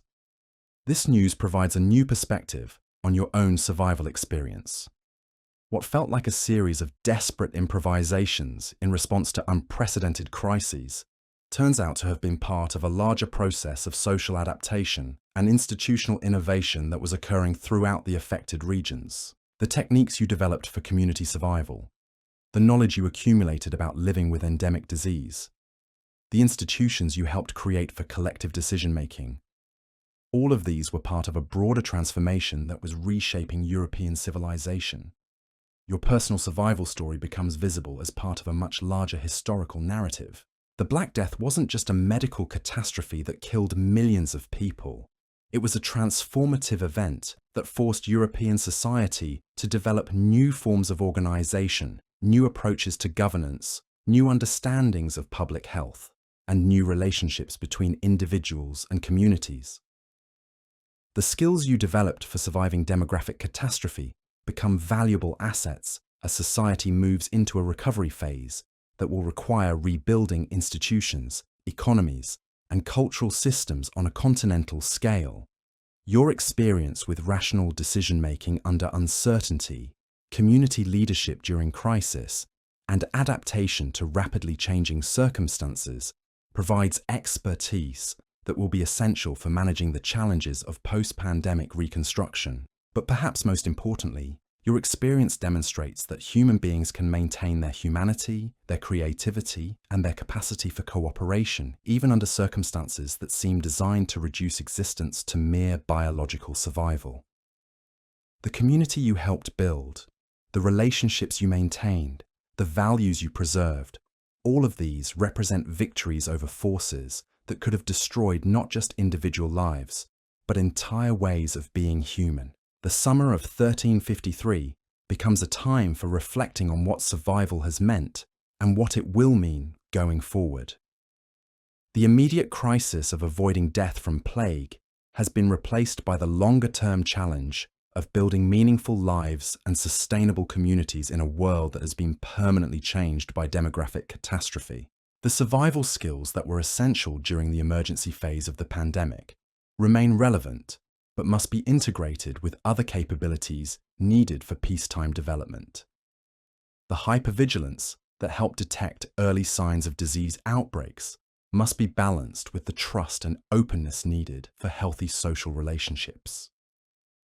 The resource conservation that was necessary during shortages must be adapted to circumstances where growth and investment become possible again. Most challenging of all, the intense focus on practical survival that dominated the crisis years must be expanded to include attention to questions of meaning, purpose, and values that make survival worthwhile. What kind of society do you want to help build from the ruins of the old world? What lessons from the plague years should be preserved, and what aspects of pre-plague life might be worth recovering? How can communities maintain the resilience and adaptability that enabled survival while developing the stability and predictability that enable flourishing? These questions don't have obvious answers, because they require balancing competing values and priorities in ways that the crisis years didn't demand. During the worst of the pandemic, survival provided a clear organizing principle for all decisions. Now that survival is more secure, communities must grapple with more complex and ambiguous choices about how to organize themselves and what goals to pursue. The process of working through these questions becomes as important as the answers themselves. Communities that can engage in thoughtful, inclusive deliberation about their future direction are more likely to develop sustainable institutions and maintain social cohesion. Individuals who can participate effectively in these discussions while maintaining their own sense of purpose and values become resources for community development rather than obstacles to survival. The autumn of 1353 brings an unexpected visitor who changes everything. A young monk arrives from the monastery at Monte Cassino, carrying with him not just news from the outside world, but books. Actual manuscripts that survived the chaos of the plague years. Medical texts that contain observations about disease treatment collected from physicians across Europe. Administrative records that document which policies worked and which failed in different communities. Most remarkably, personal accounts written by plague survivors that describe their experiences and the lessons they learned. This monk, Brother Thomas, represents something you hadn't dared to hope still existed. Institutional memory. The preservation and transmission of knowledge across communities and generations. The possibility that the hard-won wisdom of the plague years won't be lost when the people who lived through them eventually die. Brother Thomas tells you that monasteries across Europe have been collecting and copying these survival accounts, not just as historical records, but as practical manuals for future generations who may face similar crises. The Church, having learned from its own failures during the worst of the pandemic, is trying to preserve the knowledge that could help communities respond more effectively to future outbreaks. But what strikes you most about Brother Thomas isn't his scholarly mission, it's his youth. He's perhaps 20 years old, which means he was a child during the worst of the plague years. He represents the first generation to grow up in the post-plague world, shaped by its realities, but not traumatized by its immediate horrors. Talking with him, you realize how much your own perspective has been shaped by the experience of living through demographic catastrophe. You think about risks and possibilities in ways that someone who never faced immediate survival challenges simply can't understand.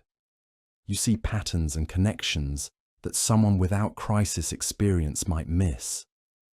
You have intuitions about community dynamics and resource management that can only come from years of making life and death decisions under extreme pressure. But Brother Thomas has advantages that you lack. He can think about long-term planning without the psychological weight of recent trauma. He can envision possibilities for growth and development that don't seem unrealistic to someone who lived through the collapse of everything familiar. He represents hope for a future that extends beyond mere recovery to genuine improvement over pre-plague conditions.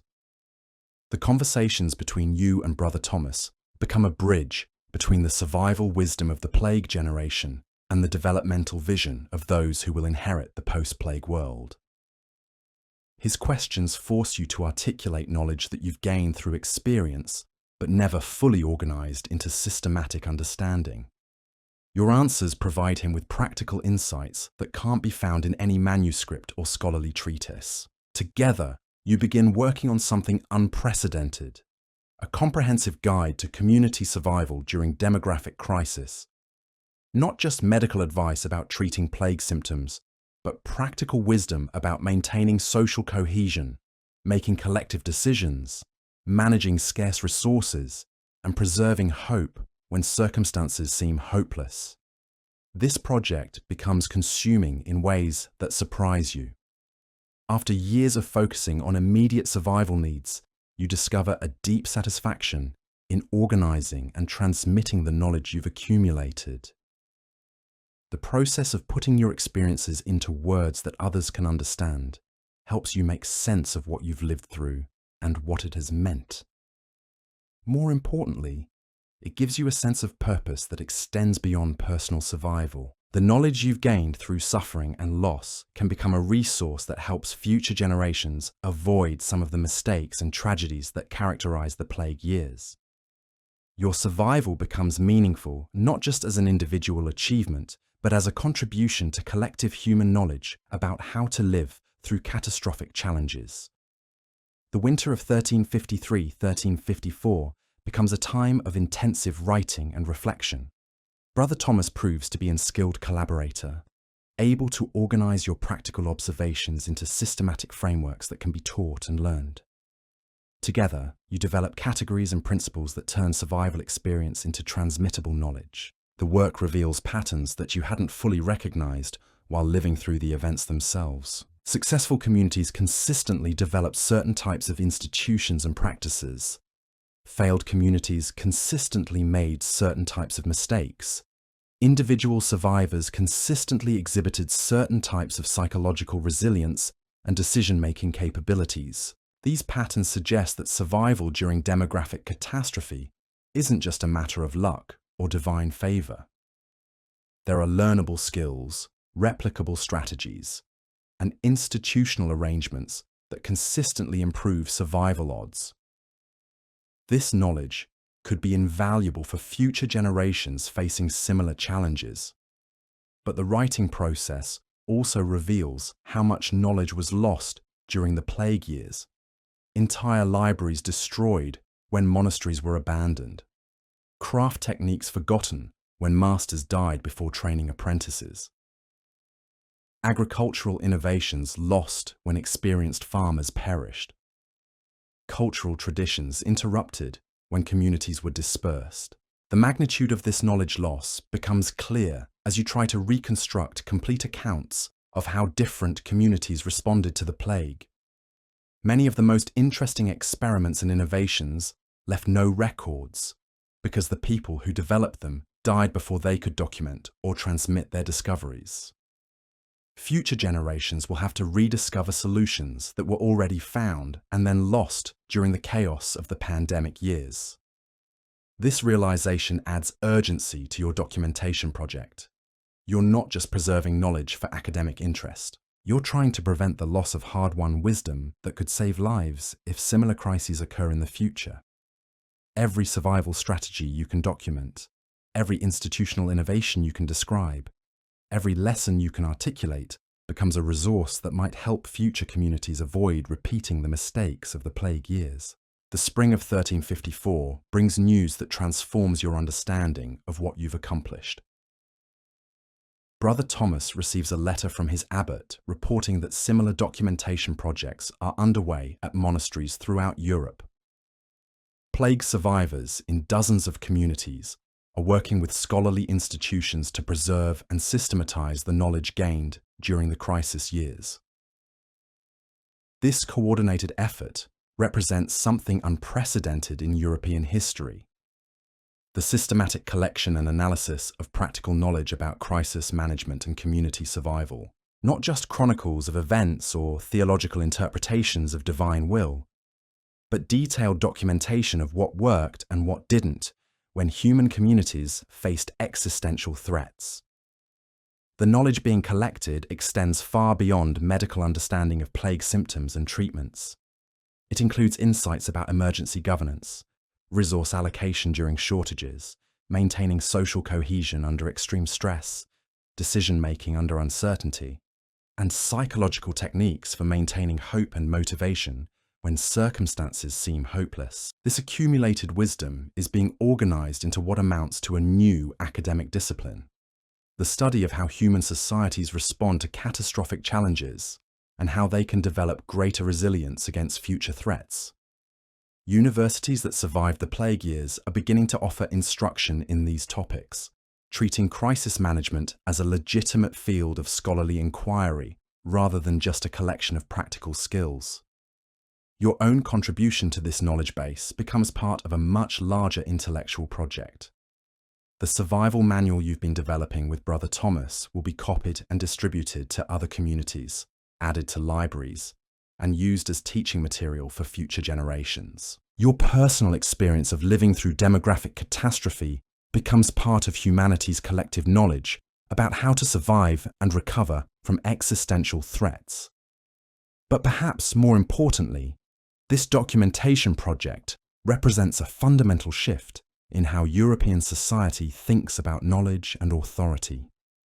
The traditional approach, which privileged ancient texts and established authorities over direct observation and practical experience, has been discredited by its failure during the plague years.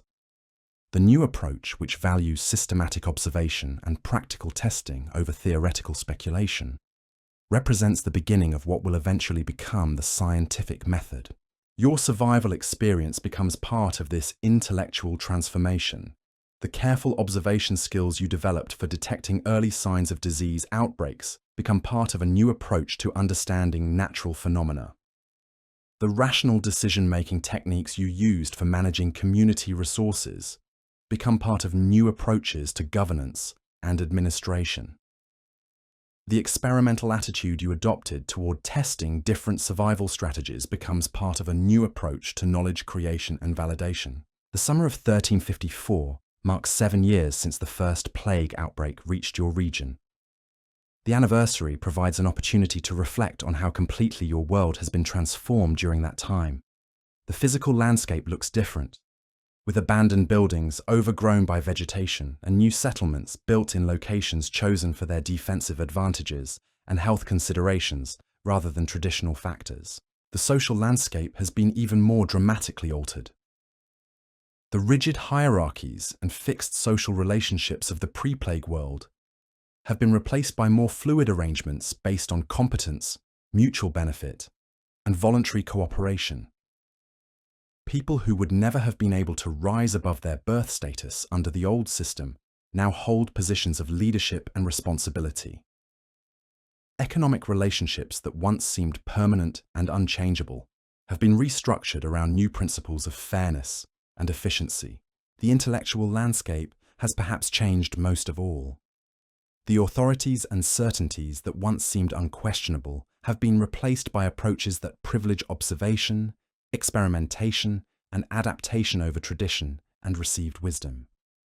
The kind of rational, systematic thinking that you developed for survival purposes has become a new way of understanding and responding to challenges in all areas of life. These changes extend far beyond your own community. Reports from across Europe describe similar transformations occurring wherever people have successfully navigated the crisis of demographic collapse and begun the process of rebuilding. New forms of government, new economic arrangements, new approaches to education and knowledge, new relationships between individuals and communities. The plague years have accelerated social and intellectual changes that might otherwise have taken centuries to occur. The necessity of adapting quickly to survival challenges has forced innovations that would have been impossible under normal circumstances. The breakdown of traditional authorities has created space for new ideas and new approaches that would have been suppressed under stable conditions. You realize that you've been living through one of the great transformative periods in European history, not just surviving a medical catastrophe, but participating in the creation of new forms of civilization that will define the trajectory of human development for centuries to come. The survival skills you developed have become the foundation for intellectual and social innovations that extend far beyond their original purpose. The autumn of 1354 brings a visitor who represents everything that has changed and everything that remains the same. A merchant arrives from Venice, carrying goods and news from the Eastern Mediterranean. He represents the gradual restoration of the trade networks that connected Europe to the wider world before the plague disrupted everything. But this merchant is different from the traders you remember from before the crisis. He carries documentation proving that he has completed quarantine procedures at every stop along his route. He can provide detailed information about health conditions in every city he has visited. He has been trained in techniques for preventing disease transmission during travel and trade activities. Most remarkably, he carries letters of credit and commercial agreements that reflect new forms of business organization adapted to post-plague conditions. Insurance systems that account for the ongoing risks of epidemic disease. Partnership arrangements that can survive the death or incapacitation of key individuals. Financial instruments that allow for rapid adaptation to changing market conditions. These commercial innovations represent the same kind of systematic adaptation to post-plague realities that you've seen in governance, medicine, and social organization. The business community has developed new practices and institutions that allow trade and commerce to continue despite ongoing risks and uncertainties. They've learned to build flexibility and resilience into their operations in ways that would have been unnecessary under pre-plague conditions. The merchant's visit also demonstrates how your own community has become integrated into the recovering European economy. The goods he carries include items that your community produces, and he brings orders for products that your craftsmen can manufacture. Your survival community has evolved into a productive economic unit that contributes to the broader recovery process. But the merchant also brings news that reminds you how fragile this recovery remains. Several Italian cities have experienced new plague outbreaks during the past year. A revolt in France has disrupted trade routes and threatened political stability. Bad harvests in some regions have created localized famines that could weaken populations and make them more vulnerable to disease. The post-plague world remains dangerous and uncertain in ways that require constant vigilance and adaptation. The survival skills that got you through the initial crisis remain relevant for navigating ongoing challenges. The institutional innovations that enabled community survival continue to be essential for maintaining stability and prosperity. The winter of 1354 to 1355 becomes a time for consolidating the lessons learned during 7 years of crisis and recovery.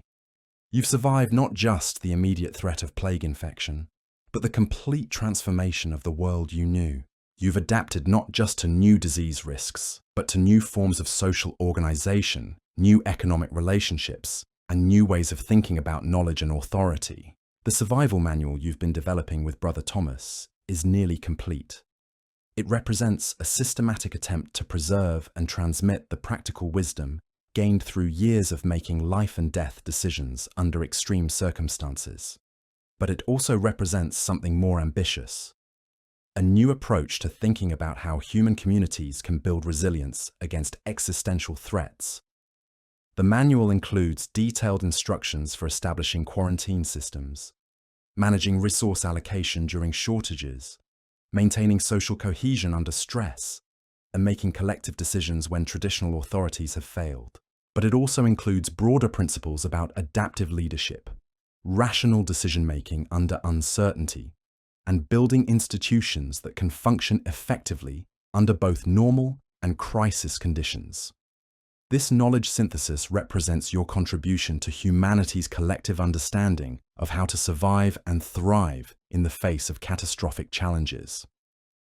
The personal experience of living through demographic collapse has been transformed into systematic knowledge that can help future generations avoid some of the suffering and loss that characterized the plague years.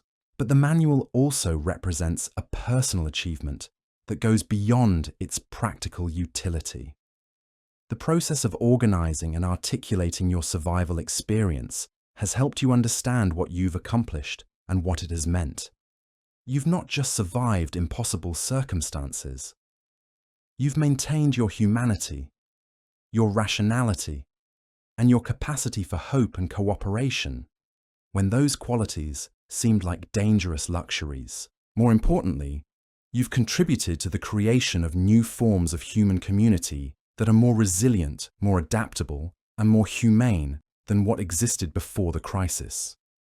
The institutions you've helped build, the relationships you've maintained, the knowledge you've preserved, All of these represent victories over forces that could have destroyed not just individual lives, but entire ways of being human. The spring of 1355 brings news that feels like a final validation of everything you've worked to achieve. Brother Thomas receives word that the survival manual you've created together has been accepted for copying and distribution by the scriptoriums at several major monasteries. Your practical knowledge about crisis survival will be preserved in permanent form and made available to communities throughout Europe. But more significantly, the manual has been selected for inclusion in the curriculum at the University of Bologna, where it will be used to train a new generation of administrators and leaders in techniques for managing communities during emergency conditions. Your survival experience has become part of the formal knowledge that educated people are expected to master. This recognition represents something unprecedented in medieval Europe. Practical knowledge gained through direct experience by ordinary people has been accepted as legitimate scholarly content worthy of systematic study and formal instruction. The traditional hierarchy that privileged theoretical knowledge over practical wisdom has been fundamentally altered by the necessities of the plague years. Your contribution to this transformation extends beyond the specific content of the survival manual. You represent a new type of authority based on demonstrated competence rather than inherited status or formal credentials. The knowledge you've gained through living through crisis has proven more valuable than the traditional learning that failed so completely when communities faced existential threats. This shift in the basis of authority and expertise represents one of the most significant long-term consequences of the plague years. European society is beginning to develop new approaches to knowledge creation and validation that will eventually lead to the scientific revolution and the emergence of modern forms of education and professional training. The summer of 1355 marks 8 years since the plague first reached your region, and it provides an opportunity to assess what survival has ultimately meant. You've lived through the collapse and rebuilding of an entire civilization. You've adapted to changes that would have been unimaginable under normal circumstances. You've developed capabilities and knowledge that didn't exist before the crisis forced their creation. But perhaps most importantly, you've demonstrated that human beings can maintain their essential humanity even when facing challenges that seem designed to reduce existence to mere biological survival. The community you've helped build, the relationships you've preserved, the knowledge you've created, all of these represent affirmations of human dignity and possibility in the face of forces that could have destroyed both. Your survival story becomes part of the larger narrative of how European civilization transformed itself in response to demographic catastrophe.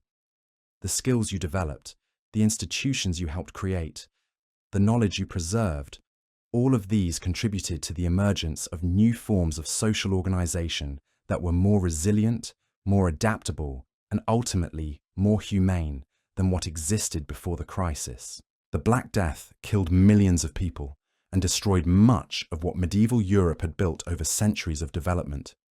But it also created space for innovations and improvements that might never have been possible under stable conditions.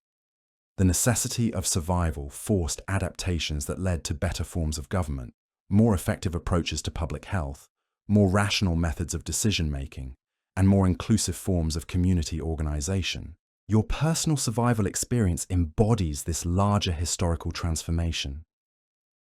What began as a desperate struggle to avoid death evolved into participation in the creation of new forms of human community that were better adapted to the realities of living in an uncertain and dangerous world. Survival became not just about staying alive, but about preserving and developing the qualities that make human life meaningful and worthwhile. The autumn of 1355 brings a moment of recognition that feels like completion. A delegation arrives from Florence, sent by the city government to study the survival and recovery strategies that your community has developed.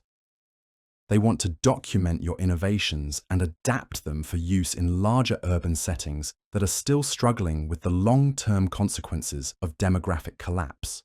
The delegation includes physicians, administrators, scholars, and merchants, all of whom are interested in different aspects of what you've accomplished. The physicians want to understand your disease management techniques. The administrators want to study your governance innovations. The scholars want to document your knowledge preservation methods. The merchants want to learn about your economic adaptations. But what strikes you most about these visitors is their attitude. They approach you not as subjects to be studied, but as experts to be consulted. They recognize that you possess knowledge and capabilities that can't be found in books or learned through traditional forms of education.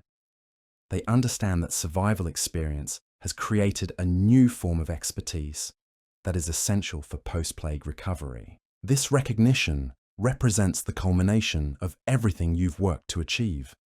Your survival experience has been validated not just as a personal accomplishment, but as a contribution to collective human knowledge about how to live through catastrophic challenges. The practical wisdom you've gained has been accepted as legitimate expertise worthy of systematic study and formal application. The discussions with the Florentine delegation become a celebration of what human beings can accomplish when they're forced to adapt to circumstances that seem impossible to survive. Your community's innovations in governance, medicine, economics, and social organization represent solutions to problems that traditional authorities couldn't solve. Your survival strategies represent new approaches to old challenges that are more effective than anything that existed before the crisis. But the discussions also reveal how much work remains to be done. The recovery process is far from complete, and many communities are still struggling with basic survival challenges. The knowledge and innovations that you've developed need to be adapted and applied in different contexts with different resources and different constraints. The post-plague world is still being created, and your survival experience has made you one of its architects. The choices you make going forward, the knowledge you share, the institutions you help develop, all of these will continue to shape the trajectory of European civilization as it emerges from the demographic catastrophe of the plague years. The winter of 1355-1356 becomes a time for reflection on what survival has ultimately meant and what it will continue to mean. You've not just lived through one of the greatest catastrophes in human history.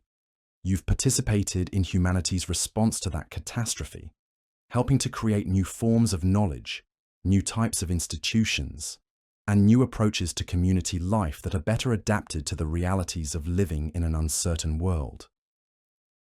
Your survival story demonstrates that human beings possess remarkable capacities for adaptation, innovation, and cooperation when circumstances require them to transcend their normal limitations. The crisis that seemed likely to destroy everything valuable about human civilization instead became the catalyst for developments that made civilization more resilient and more humane. The knowledge you've gained, the relationships you've built, the institutions you've helped create, all of these represent investments in humanity's future capacity to survive and thrive in the face of whatever challenges may come. Your personal survival experience has become part of the collective wisdom that will help future generations navigate their own crises with greater effectiveness and less suffering. As you sit by your fire on a cold winter evening, surrounded by the community you've helped to build and preserve, you realize that survival has meant more than just staying alive. It has meant maintaining hope, preserving knowledge, building relationships, and creating possibilities for future generations who will inherit the world that you've helped to shape. The Black Death is over, but its consequences will continue for centuries. The world that emerges from the plague years will be different from anything that existed before, shaped by the innovations and adaptations that people like you developed in response to impossible circumstances. Your survival has become part of the foundation for whatever comes next in the long story of human civilization. And in the quiet moments before sleep, when the immediate demands of daily survival fade into the background, You can take satisfaction in knowing that you not only survived the impossible, but helped to build something better from the wreckage of what was lost. Your story becomes part of humanity's story, a testament to the remarkable things that ordinary people can accomplish when survival depends on their willingness to think clearly, act courageously, and never give up hope that tomorrow might be better than today.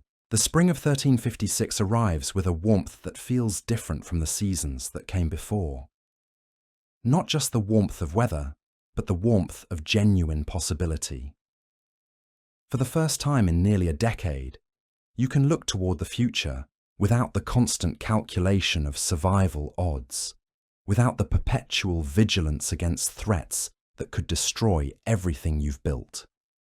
Brother Thomas has returned from his travels with news that the survival manual you created together is being used in communities across Europe. Your practical wisdom about crisis management has become part of the curriculum at universities in Paris, Oxford, and Prague. The institutional innovations you helped develop are being adapted by city governments from London to Constantinople. But perhaps more importantly, Brother Thomas brings reports of a generation of young people who are growing up in the post-plague world with capabilities and perspectives that would have been impossible under the old system. Young adults who think naturally in terms of adaptation and innovation rather than tradition and authority. Children who are being educated in techniques for rational decision-making, practical problem-solving, and cooperative community building.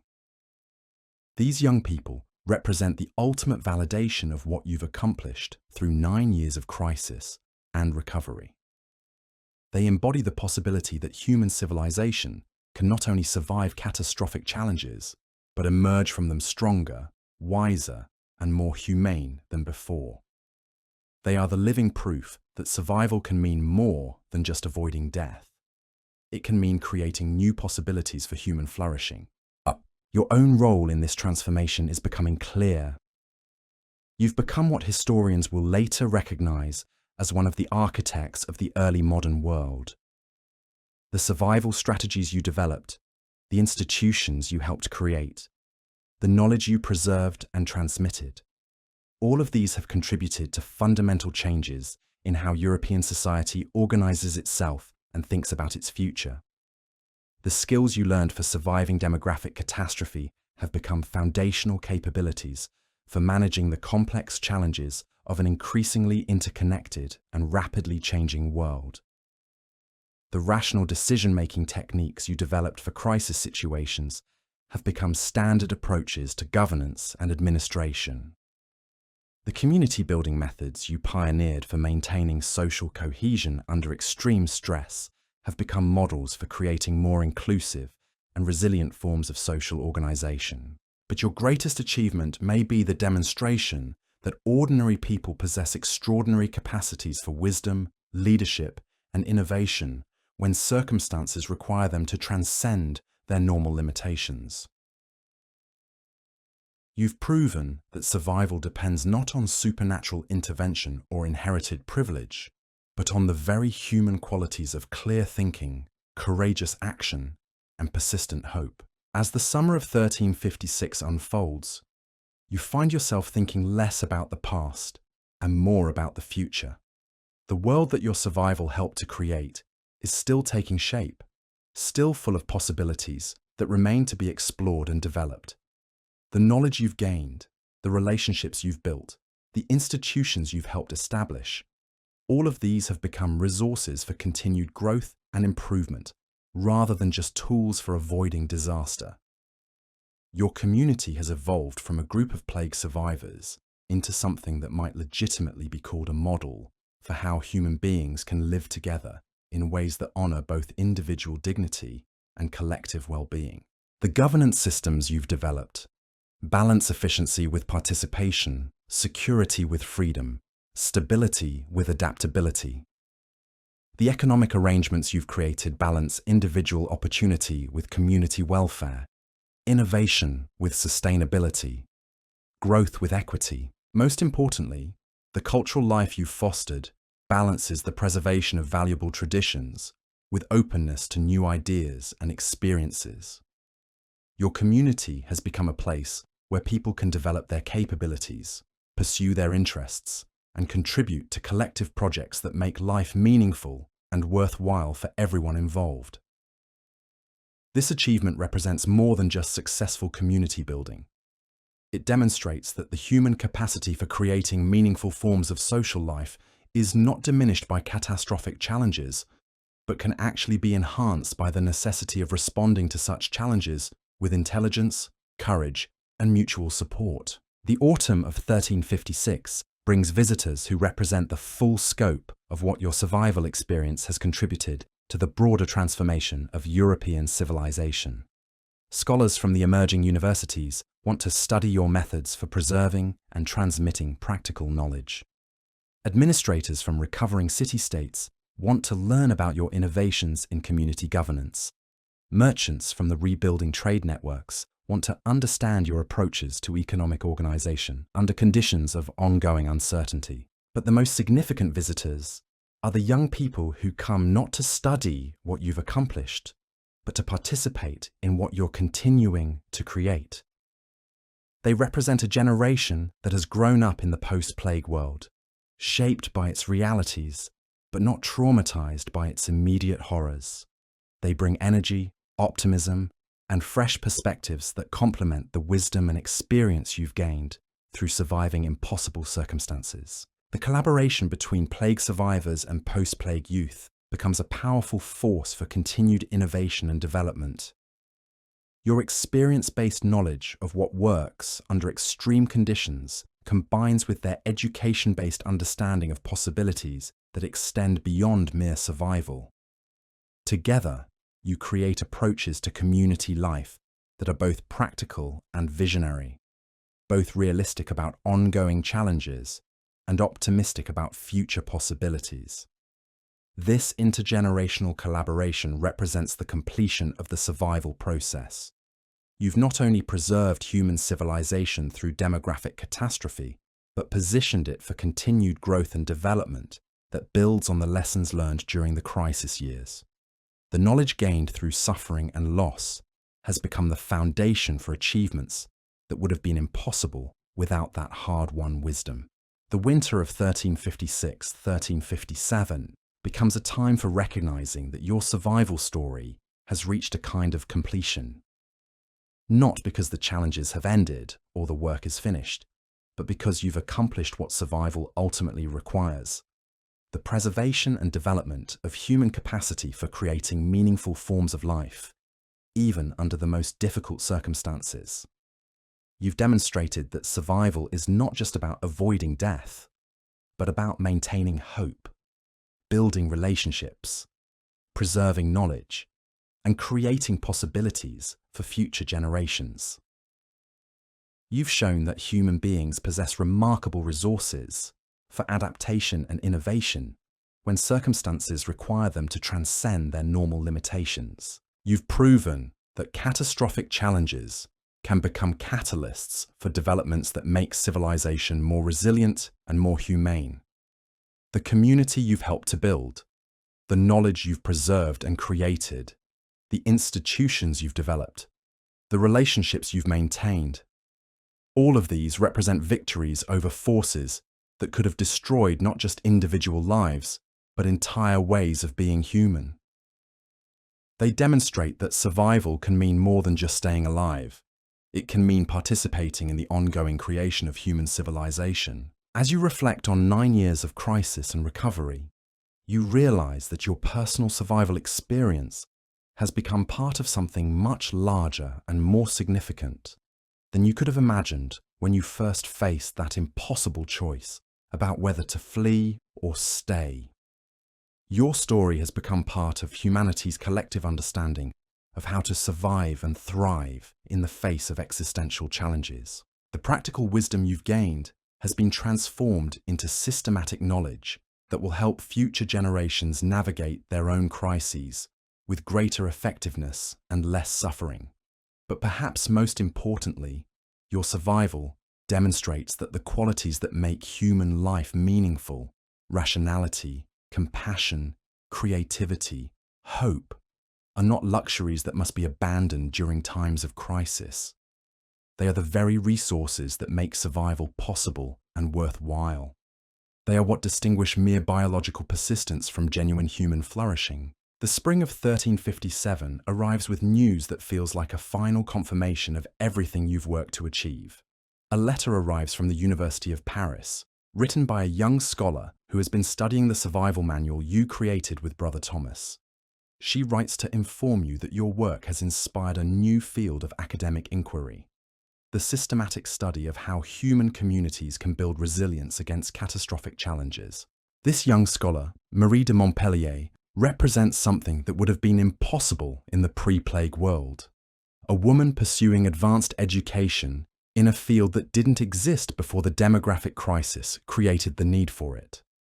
Her letter describes research projects, scholarly debates, and educational programs that are all based on knowledge that you helped to create through the simple act of paying careful attention to what worked and what didn't during the worst years of human history. But Marie's letter also contains a question that forces you to think about your legacy in new ways. She asks whether you believe that the innovations and improvements that emerged from the plague years could have been achieved without the catastrophic loss of life that made them necessary.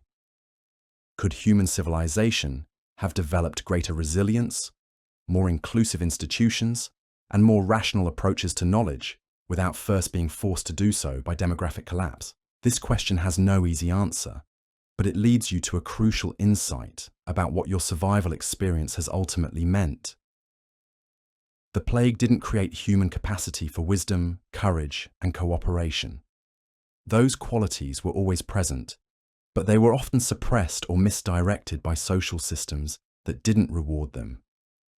The crisis created conditions where these essential human qualities became necessary for survival, allowing them to flourish in ways that had previously been impossible. Your survival story demonstrates that human beings possess remarkable resources for creating meaningful forms of life, even under the most challenging circumstances. The knowledge you've gained, the relationships you've built, the institutions you've developed, all of these represent the flowering of human potential under conditions that forced people to transcend their normal limitations. The summer of 1357 brings a visitor who embodies everything that has changed and everything that has remained constant throughout your survival journey. A young man arrives from England, carrying news of developments in regions that were among the hardest hit by the initial plague outbreaks. He represents the first generation to reach adulthood in the post-plague world, shaped by its realities, but not defined by its traumas. This young man, William of Kent, has been educated in the new approaches to knowledge and community organisation that emerged from the crisis years. He thinks naturally in terms of observation, experimentation, and adaptation, rather than tradition and authority. He approaches problems with the assumption that solutions can be found through rational analysis and cooperative effort, rather than supernatural intervention or inherited wisdom. But what strikes you most about William is his optimism. He has grown up in a world that was fundamentally transformed by catastrophic loss, but he sees that world primarily in terms of its possibilities rather than its tragedies. He represents the ultimate vindication of everything you worked to preserve during the darkest years. The conviction that human life can be meaningful and worthwhile even in the face of enormous challenges. William brings news of developments that demonstrate how thoroughly European civilization has been transformed by the plague years. New forms of government that balance individual rights with collective needs. New approaches to education that emphasize practical skills alongside theoretical knowledge. New economic systems that reward innovation and cooperation rather than inherited privilege. New cultural expressions that celebrate human resilience and adaptability. These developments represent the fruition of seeds that were planted during the crisis years by people like you who refused to accept that survival required abandoning everything valuable about human civilization. They demonstrate that catastrophic challenges can become catalysts for improvements that make civilization more humane, more rational, and more resilient against future threats.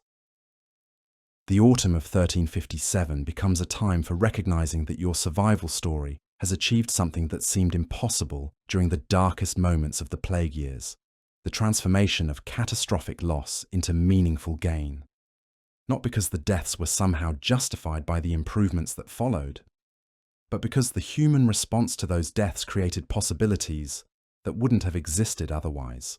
Your personal survival experience has become part of a